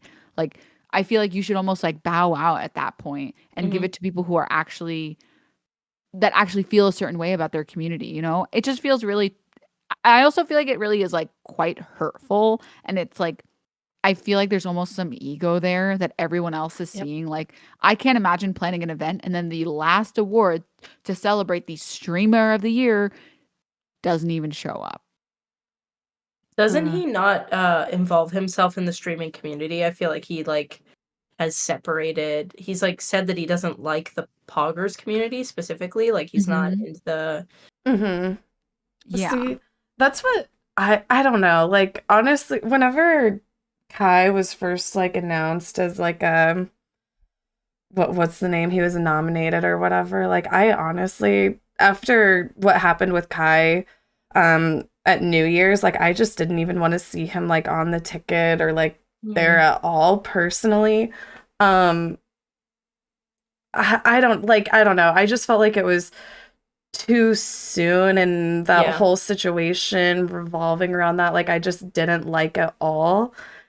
And it's And like I feel so bad also for like Cutie because it's like literally it's a lose-lose situation It for is. her where if she invites him like she is going to get people who criticize her mhm, instead of criticizing him. And if she doesn't invite him, then like people will be like, "Oh, so you just like rig the votes to let whoever you want win." And it's like right. and Like I know she's talked about she wants it to be fair and she wants people to feel like the people who voted for whoever actually won. like I understand why she invited him. You know, like I feel like there's, you know, like multiple sides to like why somebody would and why somebody wouldn't, etc. And I feel like a lot of the reason why she did was just to appease the community and then like in fear of the hate that she would get if she didn't. You know, they'd probably be like, "Oh, she's a racist," and like all sorts of Mm. like shit like that. Um I guess the other thing that I kept on thinking too is I just felt like I don't know, I don't want to be like, oh, like he's not part of the streaming community or the Twitch community or anything like that. It just like Anissa was saying, it just feels like his community is a bit removed from the Mhm. community that was there, Yeah, I it feels like a guess. different culture. It's interesting. I feel like in Ross, like Yeah. that group, like It's who's like the other they're one? their own culture. Nico or whatever his name is. Yes, Nico. Yeah, Yeah. they're like their own.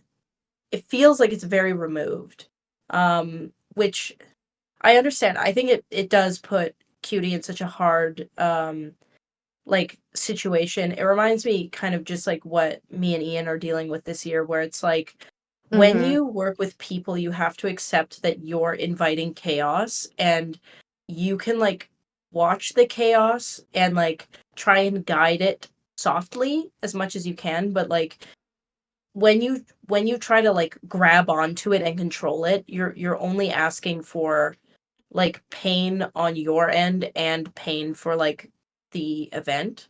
Yeah. And sometimes you really do have to make the call of like I have to take my hands completely off and just Mm-hmm. like accept that I'm working with unpredictable people, Yeah. Yeah. which is Like, hard. I It's guess I hard. also couldn't say, you know, like I couldn't say that Kai didn't deserve the award. I don't Mhm. know, like just like the controversy that happened not long ago and just like the way he kind of, I don't know, the way it's just kind of been brushed off and Yeah, Yeah, whatnot, I I mean just like don't like. I I agree. And I don't I think that feel it's like like Cutie's fault or anything. No. Like, no no no no. obviously, I just think it's just all together, you know, this like being an influencer, people are willing to move past your fuck ups depending on how Mhm. popular you are. It's just the truth. Like, No, it's true. You can mm-hmm, just kind of like skip over. It's really annoying to see when the audience somebody brought this up. I was talking to my friends today and they said that like the only person who can cancel you is your own audience. And if your own audience like isn't holding you accountable, you can like literally do whatever you want. So mm-hmm, like if Kai's audience decides that it's not a big deal, then like he will just That's it. continue to go on. Yep. mm-hmm, And this is like I guess like kind of tangential but related. I almost want to say that it doesn't even matter who like whether or not Cutie cares about the votes or she doesn't care about the votes being fair and people will just get mad regardless because oh okay so we're not allowed to pull Kai because everyone voted for him and we're supposed to cheer him on for this, right? But then where is that energy with like someone like Kaide where Mm, she won that award fair and square. She had the votes. Like even Cutie had to come out and say she won the popular vote. There was not even like judges didn't even put input there because she won the votes. and people are literally just mad because the person they wanted to win didn't win.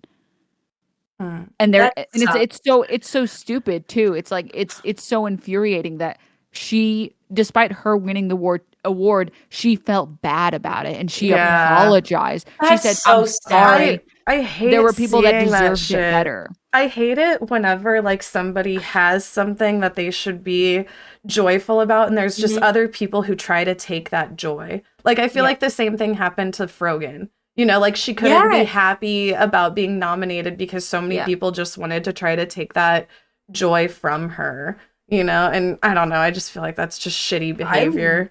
I loved that gif of her smacking Mizkif on the head.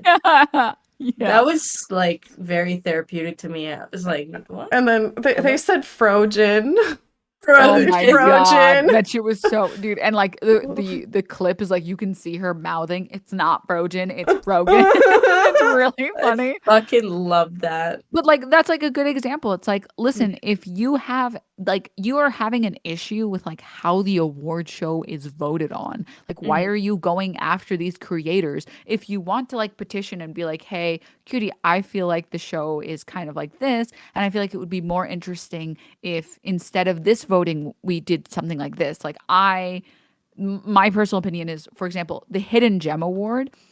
I think the Hidden Gem Award should be based on like people's submissions. I think like maybe you get like you let as many people as you want submit, and then the judges judge based on the submissions, and maybe you try and pick impartial judges, and then the audience votes on those, right? Because that's the whole point of the Hidden Gem Award, that nobody knows about them, right? So like, but there is a difference between suggesting something and being like, "Hey, maybe we could do something like this, or maybe we could do something like that," versus like, "Yeah, well, you shouldn't have won this award." Like, why project that onto the person who won? It's not their fault, like, that they won. I mean, it is, but it's a good thing for them. It's a good fault, you know? You won. Yeah. But it's weird to, like, be mad at... I mean, it's important to look at an event and critically, but constructively, and be like, "Oh, I liked all of this. I think we could improve on this," and like you said, like giving input. It just makes me sad when people direct their like want for improvement as like anger towards the person who like won. Like that's sad. Or as if it's just like, oh, the whole thing's a failure. Yes. Yeah. That people love to focus on, especially, and I think it's a very small group of people. I don't think it's like a lot of people, but they're the small vocal group of people that want to see an event fail will wait for any excuse to just hyper focus on. And I think it makes it seem like it was a bigger deal than it actually was a lot of the time. That's definitely something that like we're nervous about. I know is like I feel like you have to do everything like close to perfect for like people to walk away from the event feeling like it was a success. Oh yeah, and it's sad and it's pathetic. Yeah, it sucks because there's so many, like I have 4 teams that I talk to every day that have different needs that need to like cooperate and work with each other, and that is a very hard thing to coordinate and like have land properly, right? So like for example with like QD stream, like having like the mixing, the audio mixing for music performance, like that's a very specific thing where things had to line up perfectly for it to land, and it like didn't quite land. So you like get really nervous that on setup day, because like for events you usually set up like 24 hours before, and then the next day everybody shows up and they finish setting up and whatever. So like you just have to pray that everything like clicks, and you have a very limited amount of time, and if it doesn't click the first time, it's probably not going to work. Yeah. And like unlike actual award shows and actual like big productions where you have so much money backing this stuff, you can't like do like a test run. Yeah. No, you can't. It's not, because it's just not financially feasible to book all of that and then do all of that and have these people come and test it. And there's a chance you can do all that and it still breaks the day up. that's the thing. Like, because there's a couple things. Like, even if you do have the money, the venue isn't always available to do testing, right? Maybe they have another event the day before, so like that's difficult. And then maybe like last year we were so rushed that like our broadcasting team wanted to do testing with SFan, but SFan was in North Korea or South Korea, not North Korea. That would be crazy. That would be South Korea. crazy. I want to see that Right. Iceman stream. So That like would be. he came in, he literally flew from South Korea to Florida to do the event. So like there's like all this timing and things that like, you know, you just can't ask for like everybody to be there 48 hours before to even do a lot of these things. So, like, I mean, it's you just can so- barely get streamers to show up to something, period. Like in Yeah. my books, like Streamer Awards is a massive success. It's probably the biggest It's success on the almost a platform. miracle. Yeah. It is literally, it's like, I feel like you're more likely to win the lotto than Yeah. put together an event like that Did successfully. XQC show up? And this is the other thing. If XQC That's can show amazing. up, no one else has an excuse Yeah. in my books. Like That's no one else. amazing. That's the first time because I know YouTube the boxing event. He was supposed to go to the chess boxing, and he didn't show up to that either. So I mean, maybe this is like the start of a new era. Era of XQC. Yeah. Yeah. Um, I hope so. I don't know why, but I like imagining him on a plane. I don't know why. That just seems so funny to me. Like him It on a would plane. be so. For some reason, I imagine his like really long legs, like the Yeah, knees. being up yeah. by his head. I feel like he's the type of person that would show up in a plane and then he would like sit like this Yes. the entire time. and then yeah, he'd just like sit rock that. back and forth and chew his toenails. Yeah, exactly. And then like at the end of the flight, he would finally like unravel his like long ass legs and be like, ah, finally. That's sleeps on his tray, fully What's like up? folded over. You know, Oh like, yeah, sleeps yeah, on yeah. the- That's what Ian my does God. actually. It's so it freaks me out. I'm like, what the? Does that hurt your back? How do you even do that? I feel like I've tried to do it because I try to sleep on planes because I get really bad motion I sickness on can't. planes. Uh, And I will rotate between like 5 different uncomfortable positions. Mm. And like one of them is like the tray where I'll be like, oh please, like just let this flight be over. And then that lasts for like 20 minutes. Or what do you guys use? Dramamine. Does Dramamine not work for you for motion sickness? I've never You haven't tried I only Dramamine? found out that it is a thing like last year. What? I know. My That's so family was sweet. very like they don't use any drugs Mm. ever. Like Oh. like they're like you shouldn't use Tylenol. You shouldn't use Advil. You shouldn't use anything ever. Like you should exist as like nature intended. So I just never grew up with any of this any of these things, like anything that helps you do stuff. Sad. So I only found out about it recently and I was like, okay, well the next time I'm flying, I'm gonna try this. And I actually got some like motion sickness pills even for car rides, and I've been using them more lately. And they Oh. make such a huge Huge. difference. Oh Dramamine, yeah, I I'm do on the not- Dramamine. Because it puts you to sleep. You sleep. They have like the non-drowsy ones, and then okay, something else, and I think it's true. Like, have you heard that Adderall can help with motion sickness? I have heard that. I've never tried. But Oh, like I feel like my Adderall, because I'm prescribed Adderall, Yeah. so I feel like my Adderall sometimes like can help prevent my motion sickness too. That's so cool. Mm.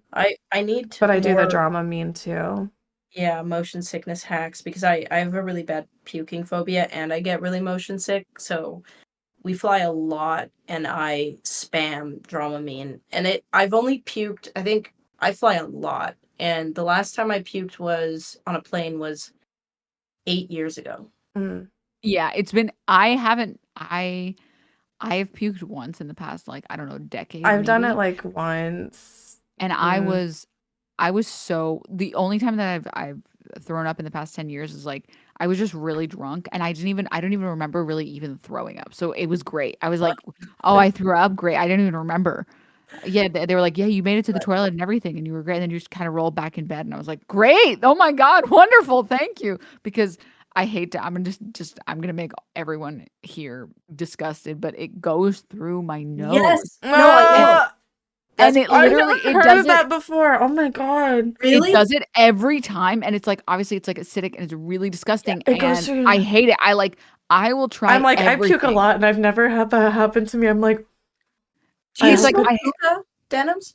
I've done it like once or twice, not really. Okay, so you don't, because like I smoked hookah a lot and I would blow it through my nose a lot. And I feel like because I was doing that, now it's like easier for shit. Oh. Like I've kind of like strengthened something in there. No, I think it might maybe it's just like a genetic thing actually, because I don't know. It's just like ever since I was young, it always goes through my nose, and I've never understood. I only found out when I found out that other people it doesn't happen to them. You're I like, was what like, the fuck? oh, that's why there are people who are like, oh, like I don't feel like I've talked to people and they're like having a bad time on alcohol and they're like, oh, I just want to throw up and like feel better, and I'm like, what do you mean you want to throw up and feel better? I know. It's Mm. it's so crazy. I don't know if you guys do this, but when I do puke in my brain right after, I'm like, okay, I got it over with. So for the next 5 years, I probably won't do this Yeah, again. yes, And yes. it doesn't make Yeah. any sense, but I do that. I'm like, okay, I'm probably good for another It's 5 years. done. Yeah. Yeah. I avoid it so hard. I really don't like it. I try never to do it. So Well, I it's don't like a drink. struggle. I spend like the entire plane ride basically trying to like counteract the motion sickness. Yeah, I do that too. I'm desperate, and I don't want anyone to talk to me. I Don't don't want talk to to me. talk to Don't touch anyone. me. Mm-mm. I like literally I put on music Mm-hmm. and I close my eyes and then I just wait for the plane ride to be over. I looked out. I made the mistake the last time I was on a plane. I was like, maybe the motion sickness went away. And I opened the window and I felt it like coming up and I was like, why did I do that? Like, why did So I think interesting. that? The window. So because for me, to combat motion sickness, I have to look out the window. No, when I see the plane move a little, it freaks me out. I just try to like close literally- my eyes and zone out. So you both close your eyes? Yeah, I just I try need to to like close close my my eyes, headphones, and just zone out. I try to like close my eyes and Whoa. pretend like I'm on a very relaxing train ride. What? This is so, because I have to like, I desperately have to, I have to be sitting at a window because I have to open it and I have to watch the wing move and tell my brain like I'm going up, I'm You going down. See, like looking out, if I looked out like takeoff or like landing, it would make me sick. It would that's make me so disgust. I would if I look out the window for more than 10 seconds, I will throw up immediately. Immediately. It's not even I love how No. all of us get motion sick. I feel like that's a Yeah. pretty rare, or not, like rare-ish thing. Like all three of us. Get I'm motion sick. I like consider myself a motion sickness sufferer. I'm like until you've like just I don't know, like I feel like some people are lucky and they don't have to deal with it, but like it's I'm so jealous. I can't debilitating. believe It if is. you It ruins if your there's whole day. Like anyone in chat who doesn't know what it's like you experience for me, I experience two things. It's a general head tenseness. Yeah. So my head is really tense in the front and really tense in the back. Mm. And I get like a really strong tenseness here. And it feels like a migraine, basically, or like a really bad headache. And it kind of feels like someone's like, have you guys seen those presses? And it's like, what does 4,000 tons of steel like do to something? It's like, that's what it feels like is happening to my head.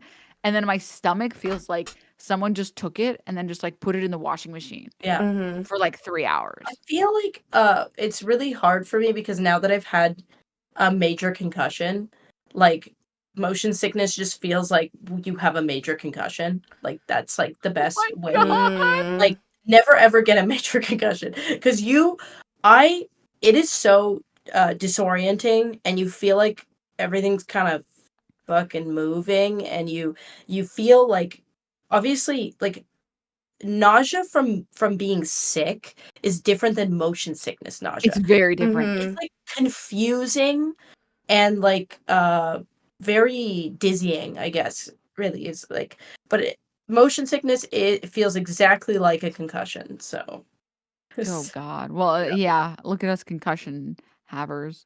yeah, It's like Wait, and do it's you have sad because it's concussions? like no, Have no, you no, had- no. oh, I'm okay. saying I haven't like got one. we're experiencing them via motion sickness. Yes.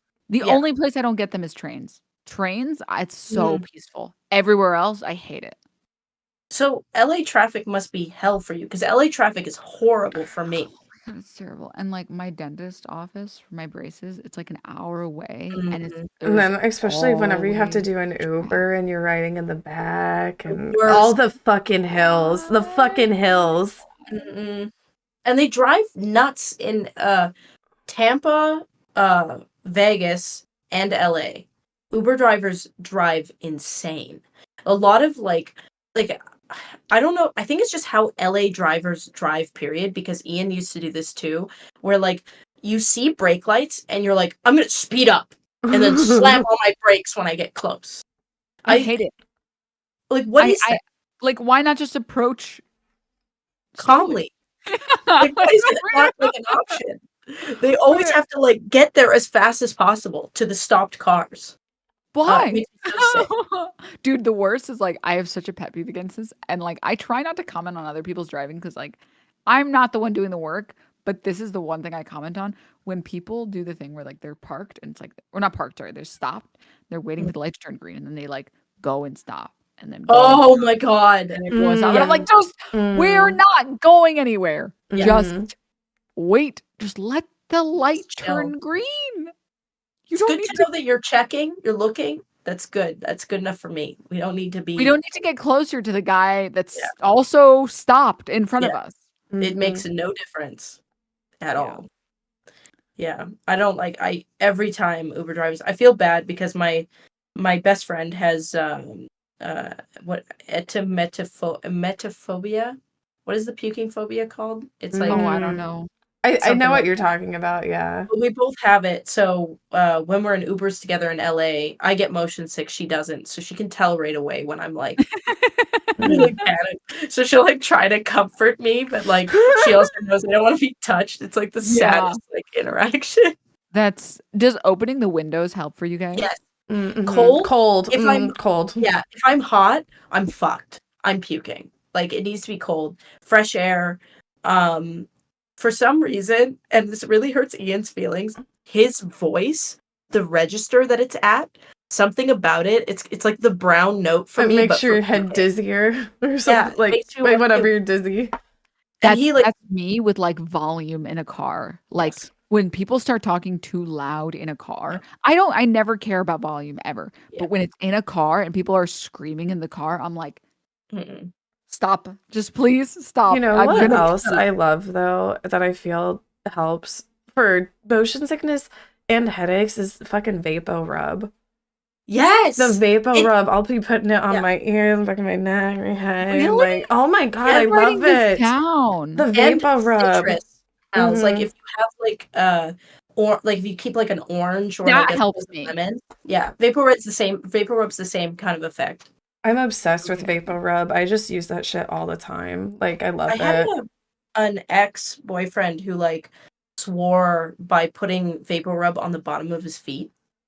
I do that sometimes too. Like, what does that do? Like, okay, honestly, like, if you're on, like, if you know you're gonna be on your fucking feet, like, all day or something, like, it's just, like, a good way to take, like, the pressure off your feet, like, at the end of the night. Like, I used to work retail. Like somebody else said like, oh, they're Hispanic. I've had people ask me if I was Hispanic because of all the fucking Vapo Rub I use. They're like, are you Hispanic or something? And I'm like, what? And I'm like, no, I'm white. No, the Hispanic people just have it right. They do. They know what they're doing. He was Trinidadian, but he would put it on the bottom of his feet always. And then he would do the like it was always belly, bottom of feet, and then behind the ears, and that's how he would sleep. Oh, it's like part of my morning routine. Like I'm like, oh, I need my Vapo Rub. Like I don't know. Oh my god, I'm so excited to try this. I actually have like a dentist appointment. It's the day after tomorrow, so I'm so excited to see if this is gonna actually help me. I'm gonna like order it right now. I have to go to the dentist soon. I've been putting that off. I probably have like 20,000 cavities or some shit. Oh, dude. Going to the dentist is such a pain in the ass, but I don't know. It's like I'd rather, I don't know. Like I'm at the age now where I'm like, fuck, I gotta stay taking care of my teeth. You do. Like, yeah. Now I'm like paranoid because like my dad like didn't take great care of his teeth. Same with my dad. Like, I'm like, I have to do it because like I don't want my fucking brain to rot. And maybe if I don't take care of my teeth, like that will happen. So now I'm like paranoid. I'm like, I don't eat a lot of sugar and I like want to fix my teeth because I'm just trying to like avoid Alzheimer's. I'm like, because they do think that like not taking care of your teeth is like connected to Alzheimer's. Really? Yeah.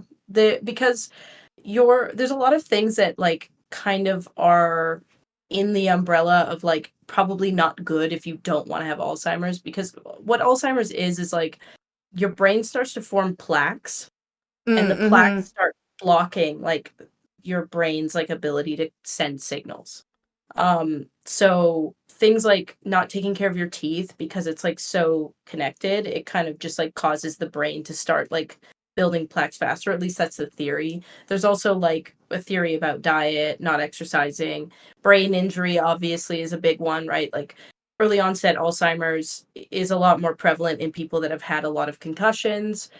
So, I'm really See, I'm just always like, maybe if I do enough shrooms, like by the time I'm of Alzheimer's age, like the neurogenesis will have canceled it out. That's what I I'm really hoping wonder. for. I bet you they're doing studies on that. Like Oh, just they are. Like I've heard some studies they've done with shrooms, like to I've heard some people talk about how it's helped them get back their taste and smell from COVID and, Mhm, just helping with like other neurodegenerative diseases. Like I've heard mhm. like with Parkinson's. They've Yeah, done studies with Parkinson's. That's so so cool. fucking cool. Hmm. Somebody was talking about oh my god, I can't say this word. Erythritol, which is a fake Fake sugar? sugar. There, Dr. Idris, I think his name is, he's a guy that helps like interpret data properly so like headlines don't scare us anymore. He's been on Ethan's podcast a few times. He's like a TikToker. He always opens with like time for school and then he like breaks it down. But he was explaining that like the reason why that study is so tricky is they were testing the blood of people who had cardiac events, and they found high levels of that in their blood. But the thing is that everybody that has heart attacks has high levels of that in their blood, whether they're consuming it or not. It's naturally made in the body. It's made uh during a cardiac event. So it's hard to like point it towards a dietary thing, and not just like something that they're noticing happens in the body after someone has a heart attack, basically. Which is Mm. super Really? interesting. Okay, I was like really stressed because like I literally have been consuming it. No, Like, no, I drink it all the time. He says at the end, he's like, it's actually not a problem. It's very similar to like people who think that high cholesterol found in your blood means that you can't eat like cholesterol in your diet, because your blood makes cholesterol. Like not your blood makes, you make no, no, cholesterol, yeah. Hmm. and it's So I read different than about what that. Yeah, you do. there's like a common, very, very common misconception that it's like if you eat less cholesterol, you'll have less cholesterol, but that's not how But that it's not works.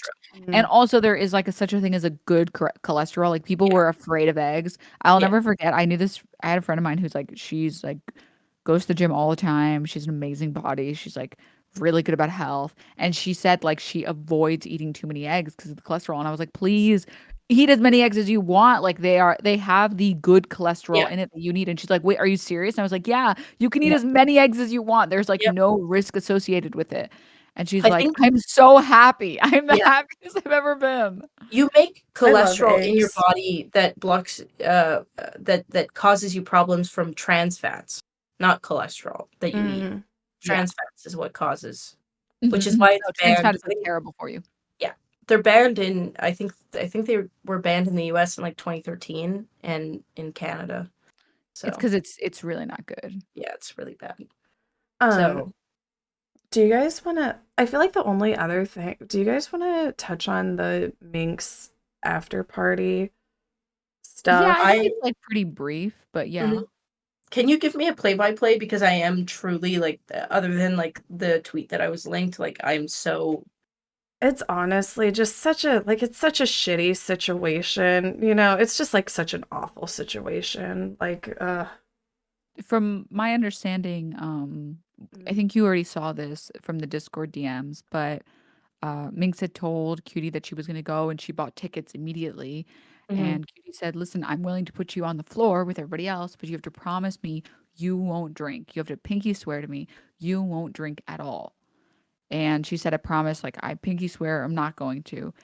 And already at the event, at the streamer awards, she was drinking and she was being loud and she was cheering Cutie on. Like when Cutie would Mhm. be on the stage, you'd be like, yeah, Cutie. But like it was disruptive. Mhm. And it was like good intention, but it was still disruptive.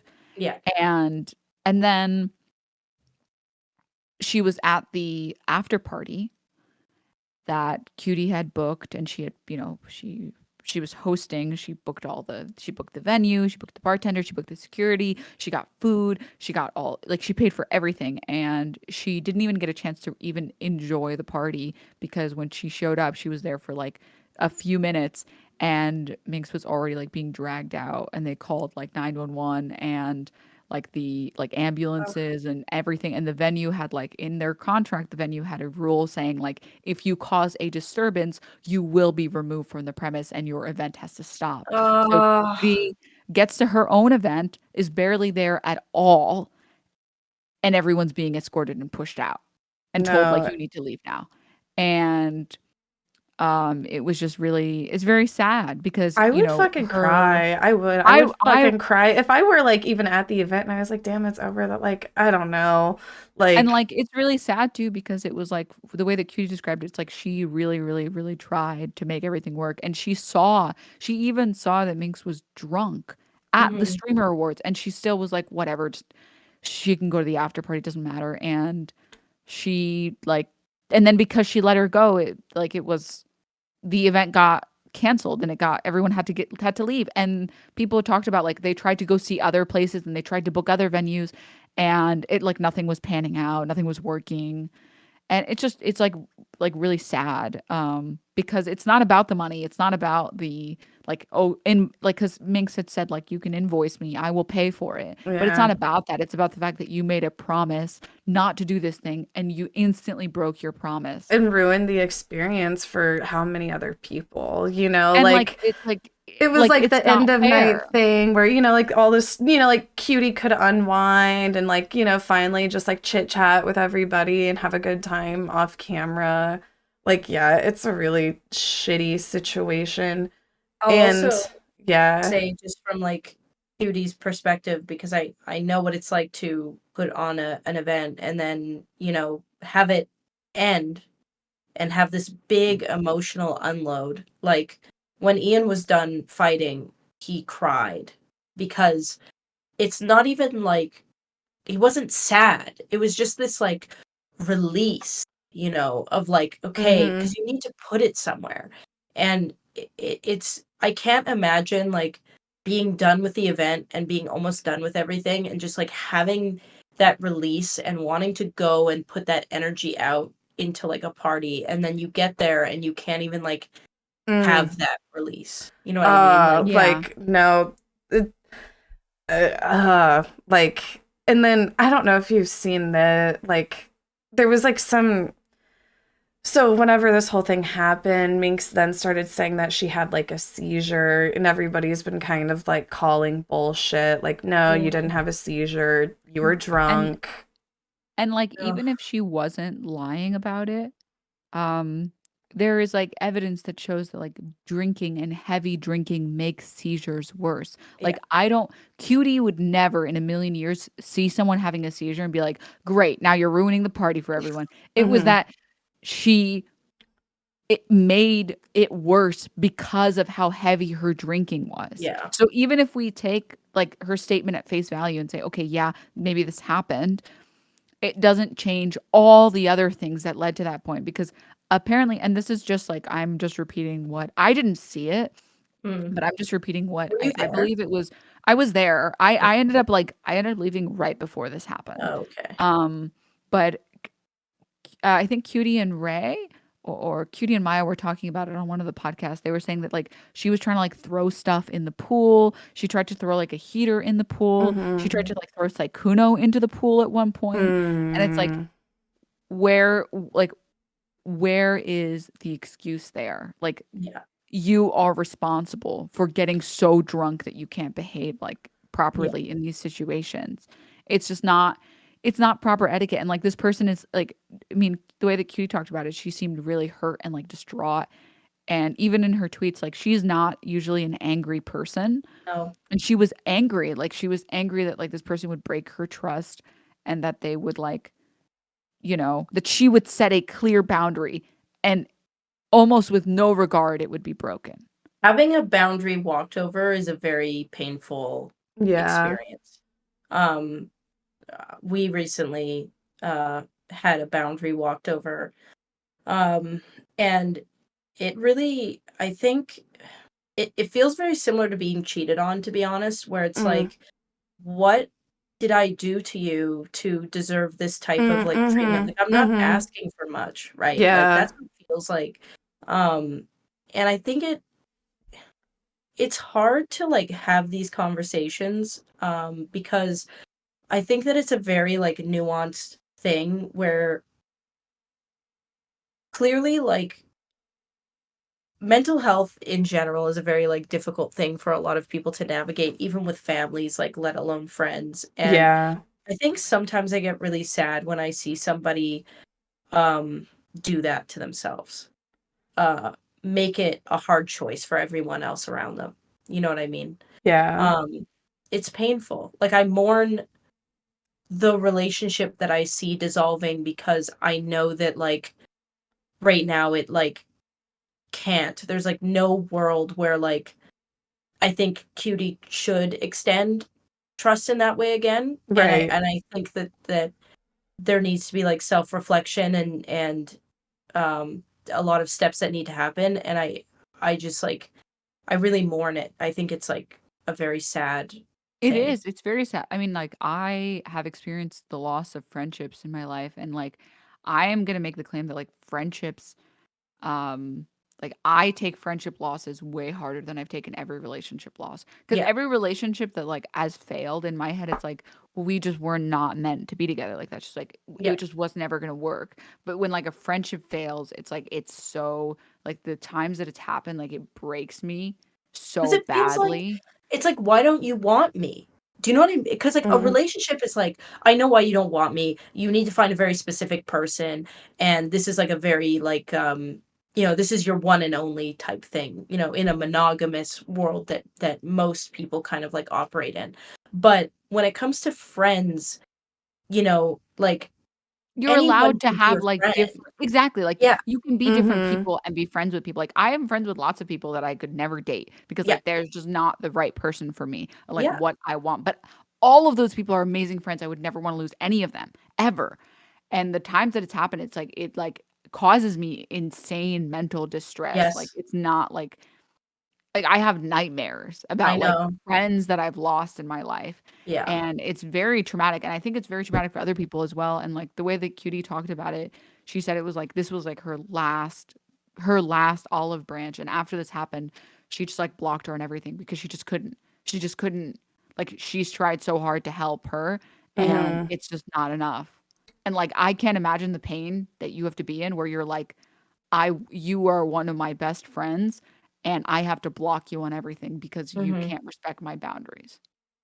Sometimes though, I mean, it's kind of like it looks bad now, but it like in disguise, it's like probably the best thing to happen because for me, I had a lot of issues that I was like refusing to look at, when I was in my like early 20s, like late teens, early 20s, and a lot of people had to tell me to fuck off and I had to be in a lot of pain because you don't when you're in that level of distress and pain, you can't see the picture, right? You're Yeah. just hurting really bad and you want the quickest way for that pain to end.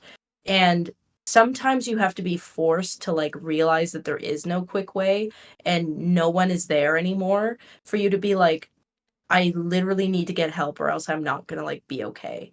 And um I would not be the stable person that I am.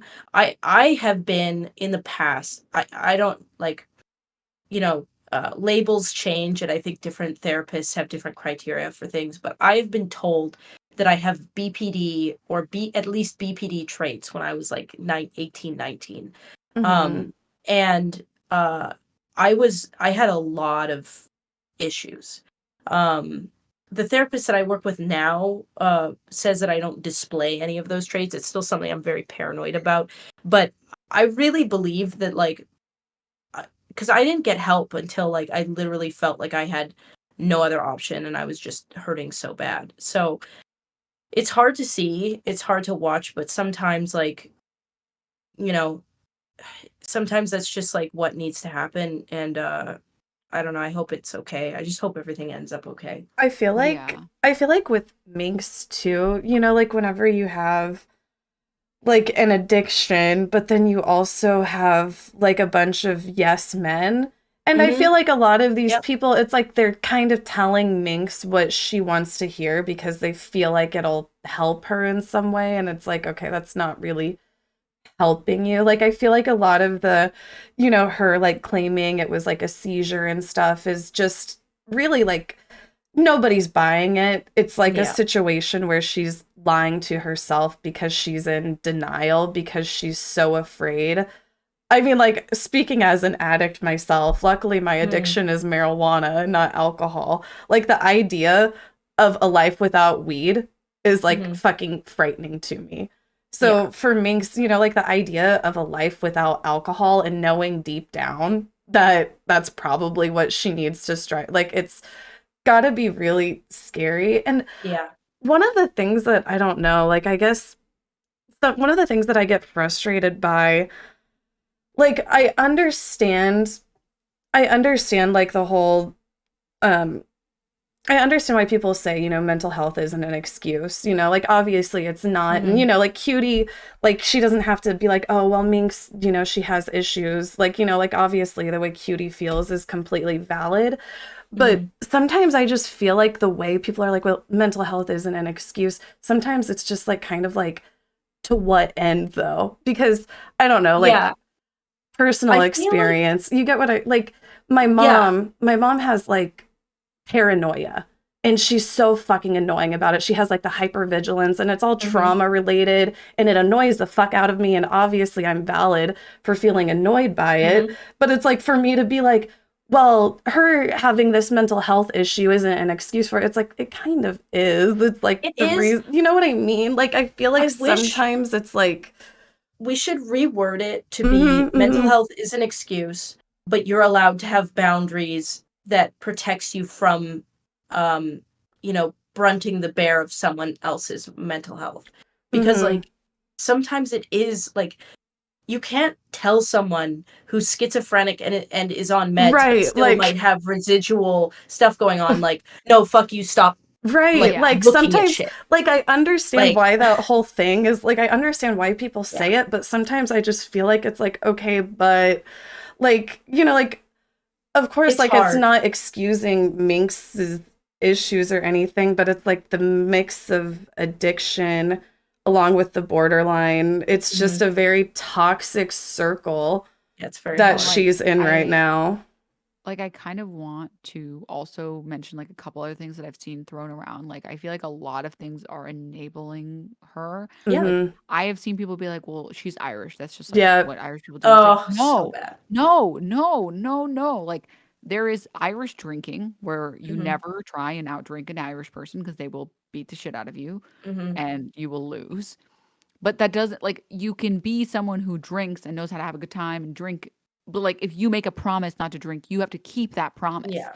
You don't just get to be like, oh yeah. It's like, what is that? That's like not a good excuse. And I think also like there's like two other things that are happening as well. We were talking about two specific content creators, like getting along and like being great at content. I don't want to like name the name because like I don't like know if you guys think that would be a good idea or not. But like, to bring it back to that conversation, I posted it in the Discord.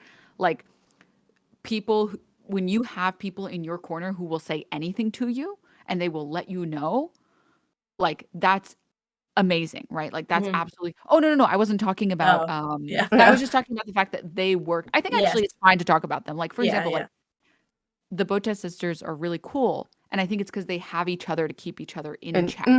They could just be like real, like, blunt about it, I guess. Because that's just how like siblings are. Like, your sibling is always looking out for you, right? And I feel like they have that going for them, and it's amazing. And I'm so happy for them. Like, how many people do you know could share a channel? Yeah. with another person, right? Like that is such a big commitment, It's and very few people basically have done it. guaranteeing you don't have a yes man around you. Exactly, At because least one. your sibling should be able to reel into you as many times as they want, and you should be Mhm. able to take it. But I feel like when you're dealing with it coming from friends, there is always going to be that pushback that it's like, well, who do you think you are? You Yeah. know? And I think like if you're already defensive about it, and a good friend of yours is coming to you telling you need help, you will still push back against that. Yep. And other You people are will. afraid to lose your friendship, and so Yes. I feel like there's a lot of people who are afraid to lose that friendship, so they Mhm. don't push her on this thing. And so, and I think a lot of also community members, like a lot of the people that have been around for a while, like have taken a step back because they're like, I'm just a chatter, like I can't help you, and I'm not going to watch this. So then the Mhm. community becomes filled with people who are supporting it because it's like, Yes. oh, this is funny content. Oh, Yep. that's what this is. This is just funny content. And that's really unhealthy. Yeah. It's a really unhealthy position to be in. Like there are so many things that are just so bad happening all at once together. I think the more successful you get on the internet, the easier it becomes for you to cut friends out as well that are not giving you You can just happiness. replace them with the yes men Yeah. audience. Yeah. Especially if you're like a popular content creator, there are so many. Like the Mhm. smallest inconvenience, nope, I need new people. Yep. Nope. Nope, you're just someone who is just trying to bring me down. It's And sad because you it's see really a lot sad. of, yeah, like manic spiraling in general just online because of that, I think. Like, I think online audiences reward manic behavior. Mm, And I think they fuel it. And I think yeah. that it is a very dangerous, like, it reminds me of like when you go to a dog park. I don't know if you guys have ever been to a dog park and they call it like a dog tornado where Mm, like one dog starts running and all the other dogs start like chasing this dog and it becomes mm, this tornado of like everybody's just fucking going for it and then it turns into like a dog fight because everything's just so pent up and crazy and it reminds me of like someone going through a manic episode online where they just start going and then all of a sudden everybody else is chasing, right? Because Such a this good is the most analogy. interesting thing on the internet, and the more the person is being chased, the faster and more crazed they want to get because they're mm. like, okay, this is what we're doing. And it like, I just think it rarely ever ends One well. of And there's like the I think a strong like mentality of mm, like any attention is good attention. Yeah. one of the things that I feel like I don't know, like I just cannot relate to at all, and is a tendency of people with borderline is the self-destructiveness. Like Mm-hmm. it's so hard for me to empathize with Minx. I mean, I do empathize with her. I don't feel sorry for her. It's just like a whole shitty situation. But Mm-hmm. just like the level of self-destructiveness where she's like throwing things in the pool and like shit like that. I feel like she's kind of been in this self-destruct mode for a while, Mm-hmm. and being somebody who, just like I don't suffer from borderline or different, like having different manic episodes like that. I just cannot wrap my head around what it must be like for somebody to be in that self-destructive mode where they're It's so doing shit hard. that they know is wrong and they know is Yeah. fucked up and that they shouldn't be doing, but they can't stop. It's Like, almost like, for me, mhm, I would get so scared. I would get so scared because I like felt truly like no one wanted to be around me and I was going to be abandoned. And I would get so angry at mhm, everything and everyone and myself. And like I just couldn't do it right, especially if things were going really well. Um, and it's scary because it reminds me of like, when you're having a panic attack, do you have panic attacks ever? a bit, yeah, maybe. You're like you can feel it in your body and you almost like leave your body and you're looking at yourself and you're like, what the fuck are you doing? Like you don't need Yeah, to be doing this. yeah, But but you you're can't doing stop it. yourself. That's what it's like where it's like I there's all this anger, there's all this like you just want to self-harm because you feel like you're being pranked almost like there's no way this ends well. I'm not ready for the come down and I'm just gonna like set it off now. It's like when you know that when you were at school and your mom would call you and be like, come home right now, you're in trouble, you Mm, know, and you knew you were fucked. And you yeah. raced home, right? Because you just wanted to get it over with as soon as possible. that's what self-destruction feels like, where it's like you're racing to the end because you know it's going to be really bad and you would rather just like get it over with. That's pretty much what, at And I least for mean, like, me. that's why like social support systems are so important. And like, Yeah. I have people in my life who I tell explicitly, like, be as mean as you can. Mm-hmm. Be as mean as you can when you talk to me. When I come to you and I ask you for advice, always, always, always be as mean as you can. Because I want to know if I'm in the wrong. I want to know what I could have done better. I want to know where I fucked up. Or like, I want to be kept in check because you are not a good judge of your own character and you Never. are not a good judge of No. yourself ever. And so like the part that I think is like very frustrating, especially for Cutie, is like, I'm telling you, don't do this behavior. You should ensure that you have someone there making sure you don't do this. Like if you know you have a problem where like I drink, you should have someone in your corner that like, yeah, it's going to be hard, but they care about you Mm-hmm. and they will make sure that you are not drinking the entire night. It's so hard because you have to learn to not villainize people. That's the, like, splitting is like such a real thing where at least for me when I struggled with that, like I really believed someone was like evil, right? Like someone who was my best friend, I trusted them so much. They would do the smallest thing and I was like, this person's fucking evil and vile and I need to get them away from me. So there it's like this battle of like first learning to regulate your emotions and talk to yourself better of like this person hurt me and I'm not going to assume that it was intentional and I am going to be open to a conversation. That like idea, because you go into fight or flight, you're like especially in relationships for me, I thought I was dying. I literally thought when my partner would like go quiet if I asked a question that I was worried about, I thought I would rather die than be in that moment. And Yeah. it's the same in relationships where friendships where you feel like somebody does something or they say something that really means nothing and you take it a certain way, you villainize them to the point where like it doesn't matter what they say, there's no fixing it. So it's really hard to have somebody that kind of balances you or like is there to tell you what's up because as soon as like you've decided that they're no good, like that's it.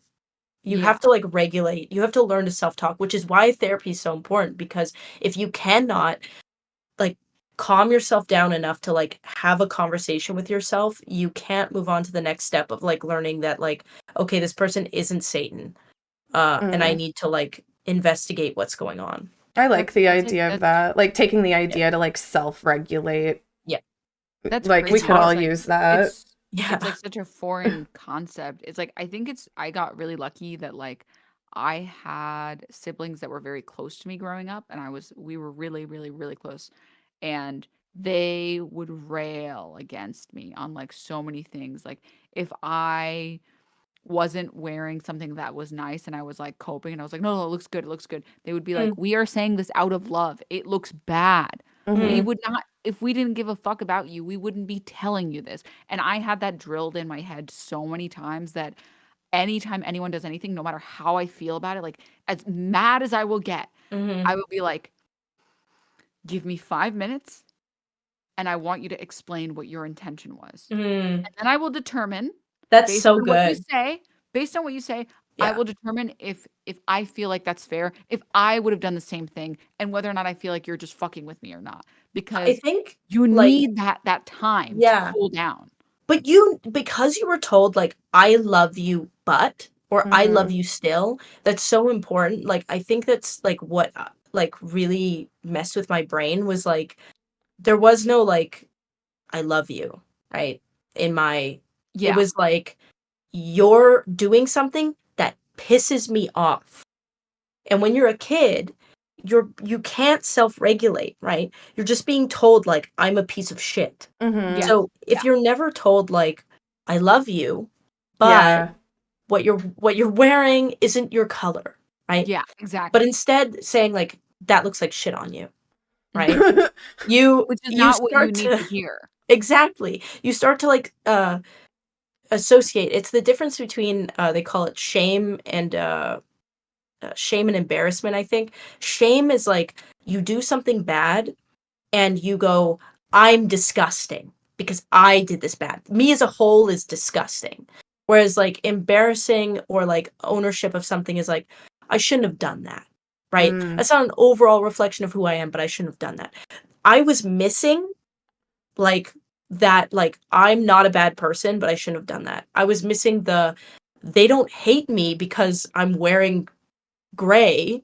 They're just trying to like take care of me. And when you miss that part of the puzzle, it becomes very hard to have relationships, period. And to be then, honest. Yeah. I mean, also like Minx's whole element of also being like a influencer, you know, and going through this and then seeing all of the people online, I'm sure just saying shit like, oh, well, Minx is a fucking terrible person. She's a piece So of bad. shit. And like Minx isn't a bad person. Like I've No. seen Minx do like such amazing, sweet things for other people. And she's really a good-hearted, kind person. She just has issues, you know, like I feel like it's important that we separate that, I guess, It's you super know, important. like she's obviously dealing with a lot of addiction issues right now. And addicts are fucking miserable to deal with, especially whenever they're at the kind of like peak manic stage of their addiction, like she kind of is right now. It's, you know, it's not who she is, it's something that she struggles with. Yeah. That's why it's important to say, like, I wish that was more of like the talk online is like, I love you and I know that you're a good person, but I can't be around this or be around you until like you work through this stuff. And Like, Yeah. the truth is, I feel like oh, I was just gonna say, I feel like Yeah. she has such an uphill battle right now too. Yeah. Like, Doing it online is Yeah. just like It's I can't even impossible. imagine. And the sad thing is like there is like I want to say two things. First off, like I want to say that it sucks that she is a content creator because it's so hard to trust as a content creator because every content just creator like what has Anissa was talking about. Like, I feel like Anissa was talking about all of these experiences of just like, you know, having borderline and what it feels like as a normal person. But then you add the whole content creator thing onto it, and it just like makes it snowball even more. it's like Yeah. it's really terrible, and it's like it's hard to trust people. It's hard to know who's looking out for you and who's not, and it's like not good for your mental health. And oh, there was something else that I was going to say. I'm like blanking. Um, you guys can get back to me. I'm trying to remember. I feel like you were talking about just like how hard it, like, you know, like people are fake. Like it's sometimes just hard in this industry to tell who's being real with you and who has your best intentions at heart anyway. You know, like Minx, like, okay, Minx, like a year or two ago, she was super fucking popular. She had everybody like lining up to kiss her ass. And now it's like, okay, bye Minx. See ya. I know it's so I painful. feel like you like that element of it too is just like, oh, well, nobody's fucking really here for me. You know, I'm like alone. I don't remember where I heard this or where I picked this up, but someone told me this and like basically I repeat it to myself and like to everyone on stream all the time. But you are more than the worst thing you've ever done. Like, Yes. you are not the worst thing you've ever done. Like if the worst thing you ever did was like you stole someone's wallet or something, you are not a thief. That's not who you are. You're someone who did this action that was bad. Yeah. And I think that's what she needs desperately. Like she needs to know that like people don't think, yeah, there are going to be idiots that always want to burn everyone at the stake, and you just ignore those people because those are people who just they need to get off the internet. Yeah. And go talk to real people and remember that they are flawed themselves. But she is not the worst thing. She is not someone who destroys things. She's not someone who ruins things. Like she has lots of good qualities, lots of good traits.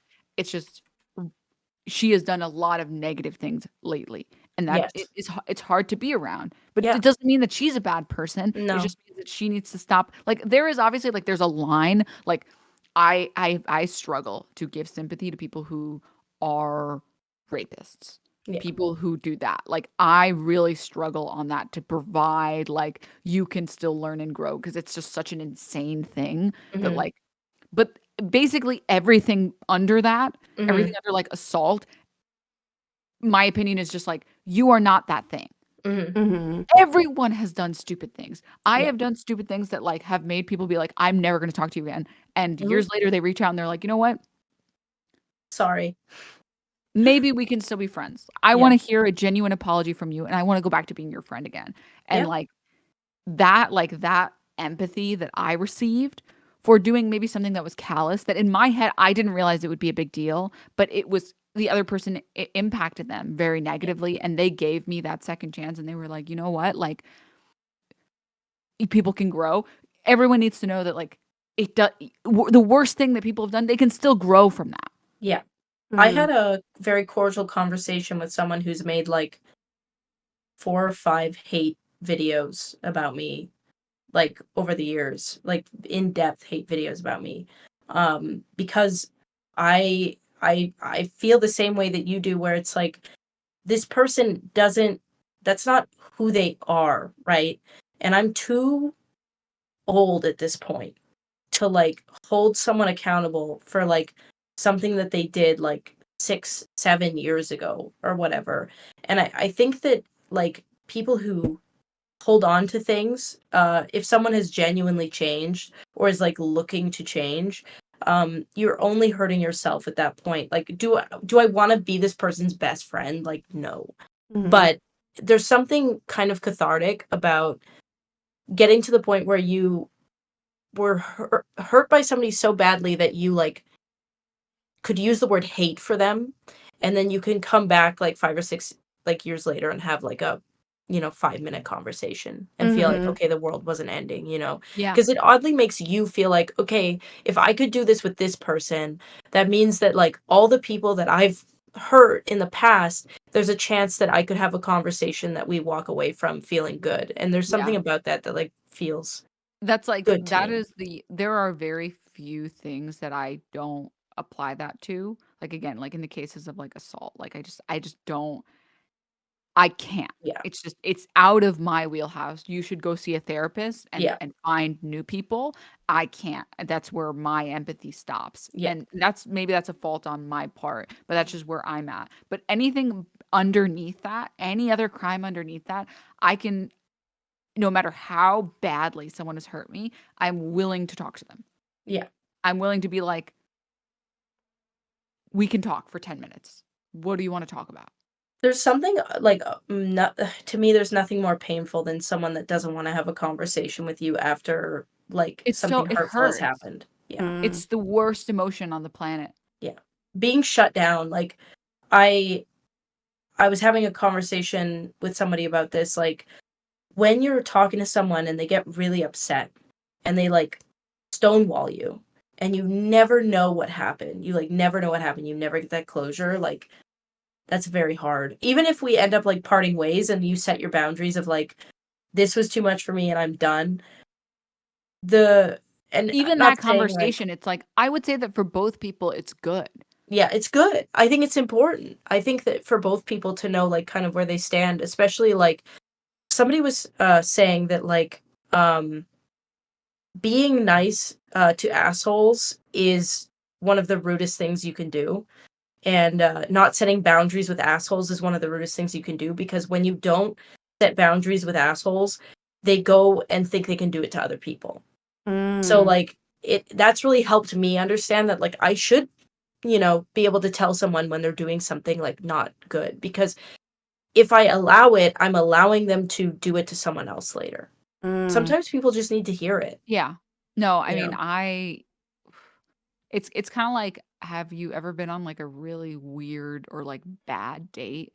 Like the Mhm. person, they very clearly didn't mean to be weird, but they were really weird. Like I had this just like insane experience once, and this person, like I was really really really busy, and they know that I'm really busy, and they texted me every day for like 3 days straight, and I was just too busy to respond. And then they Mm, sent me like a paragraph, and they were really angry, and they were like, you don't have the time to respond to me. And I was just like, and I felt guilty because afterward I just didn't know how to explain to them what they did was unacceptable. And mhm. so I just told them like, I don't have the room to respond to you as much as you need me to. I'm sorry. Mhm. I'm sorry. But I wish I could go back and I wish I could tell them, what you did here was not acceptable. You Yeah. aren't allowed to demand people's time like this when you Yeah. don't know them. Yeah. You're not allowed to. When you're friends with someone, I think you're allowed to a little bit, but when you don't know someone that well, you're not allowed to. And like I feel guilty because I'm like, this person is probably going and doing this again, and they're Yeah. confused why it's not working. And it's really sad. Sometimes I feel like just the sentence I didn't appreciate that is like the best tool That ever. is the way, like, I'm like, I need to write. I didn't appreciate that. I'm like, wow, Yeah. that's like a good sentence to use. It's That's so such a good good. sentence. And it's just That's so such a good real. It's sentence. just been like, I didn't Yeah. appreciate it whenever you did that. Like, Yeah, it's I just didn't like appreciate straight it. up and real and Also, I gets think to it the point. follows like a there. very, very good tenet of like, you don't put the blame on them. You say how you feel about it. Yeah. So it Mhm. isn't like what you did was wrong. It's Mhm. I need you to know I didn't like that. Yeah. That was not for me. Whatever that was, not for That me. was That was for no. you. And Yeah. I did not enjoy it. Yeah. But Mm. I mean, and it's good. I mean, it's good that, in my opinion, that Cutie did her own version of I don't appreciate that. Like, she's valid to her feelings. And, Yeah. like, Yeah. Oh my God. Like, honestly, I feel so bad for Cutie. Like, I would Yeah. be fucking crying, shitting, Like, you're farting, like losing a friend. screaming. pissing. Like, Yeah. I would be doing pissing. every emotion, every single bodily function Puking. occurring at once. Yeah. Mhm. Like Starting to Through like the to nose. have this terrible thing to have this terrible thing happen where this party ends and all you wanted was like this de-stressor because I know she was Yeah. stressed about like the It was like the again, light I at the get end of the stressed. tunnel kind of thing, Yes. right? Like, oh, Yeah. ugh. I get stressed. I get so emotional when my stream cuts off. Like when internet breaks or something. Like Mhm. I literally I have on multiple occasions started crying when it happens. And I'm like I just can't go back to streaming. Like I can't. Like I cannot press go live again. I have to wait until tomorrow because Yeah. I'm a wreck. Like I can only imagine, and Cutie is a very big perfectionist. I can only imagine the like torment seeing like the Yeah. audio not working, for example, and then Yeah. like you're like maybe some people aren't getting their food, some things aren't working, and then when you're like, okay, finally, this is the light at the end of the tunnel, I can go and say thank you to everyone who did show up. Mm-hmm. Just kidding, I can't. Yeah. Like, and then Oh. because and it's not like. I feel like it would be like cathartic or like you would get to like yell about it if it was someone you already didn't like. Like, I don't know who Cutie likes or who Cutie doesn't like, but let's say she hated Hassan and Hassan did it at her party. She'd be like, finally, I have a reason to fucking hate you. I have a reason to like yell at you, you piece of shit, you know? Yeah. Obviously, she likes Hassan and this is just an example. But because it Hassan. happened, everything catching is Hassan's strays. fault, yeah. But like because it was a friend, like a really close friend, Yeah. it's like that hurts like double or triple as much. And I promise you, so much went wrong behind the scenes during that. There Always. stuff always goes wrong. Like our event, the lights weren't turning on like 20 minutes before the doors opened. Yep. You know how scary that was? Like I guarantee you there was crazy shit going on behind the scenes. that For she every had to, one like, mistake we saw, with. there were like 30. Yes. That they were like frantically trying to cover up. So it's Yeah. It was, I don't know, I guess like it's cool seeing it grow and it's cool seeing what the streamer awards is becoming now, and I'm interested to see what will happen next year. It's just cool to be part of, I guess, like this growing thing. You know, it's cool to feel like, you know, like we're coming up with it. It's like Hollywood. Was it homegrown? Mm-hmm. Grassroots. Yeah. I was gonna say grass-fed. A grass-fed event. Yeah, no, I think it's really important. I think it is so important for us to start taking the reins on events and running them for us because nobody else knows how to do it right, and I don't think anybody else is going to honor viewers and creators properly. Like, VidCon is dead. I'm sorry. I went there. It sucked ass. Like, I think it's really important that we have these things going on for our community because a lot of us are really isolated. And it made such a I was having like the worst mental health month like of my life. Like the past month I was like, I have really bad social anxiety and I just like constantly think everybody like hates me all the time. Mm. Like someone just responds a second too late. And it's really dumb too, because I do the same things. Mhm. Like I will respond like days late to people that I love and care about. But Mhm. someone else does it to me and my brain is like, wow, like you basically should never talk to this person again because they clearly hate you. And like Mhm. that weekend was so it was like It's exactly what I needed. Like refreshing. I Mhm. Yeah, spoke to people who I refreshing. was like, yeah, these people like hate me, and they approached me and they were like, oh my Mm. god, we haven't hung out forever. Oh my god, blah blah blah. And I'm like, okay, so that person doesn't hate me. Got it. Okay, Like, check it off cool. the Okay, list again. it's like another person. It's like another. It's like oh my god, like that was like I don't even remember why I got on this tangent, but yeah, I had a great weekend. And, oh, I Mhm. remember you were talking about like we need events like this. It's because it's Yes. so easy to get in your head when Yeah. you never interact with these people in real life. Yep. All Mhm. text and delayed text. So Mm-hmm. Well, So yeah. we said our goal was around 2 hours to talk, and we Oh, could yeah. honestly talk probably like 2, 3 more. But yeah, I feel like I don't know. I feel like this was a really good episode, to be honest. Like I'm I just agree. like, wow. Like I love talking with you guys, and just I don't know. Yeah. it makes me so happy. It really is therapeutic for me. I really needed it, to be honest. Yes. Same. Yes. Until next time, I'm like, I don't know what we'll talk about next. Like, Yeah.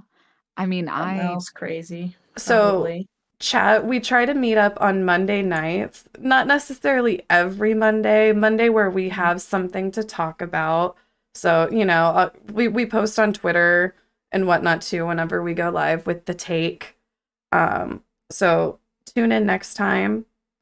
And yeah, check out Anise is gonna stream tomorrow, right? You Yes. said that. yeah, I exactly. did say it. I will do it. I'll stream But now tomorrow. you have to do it. Mhm. Yeah. No, I have to. Yeah. Crap. So follow Crap, guys. Anissa. Her stream is in my title, but I think mods can do a shout out too.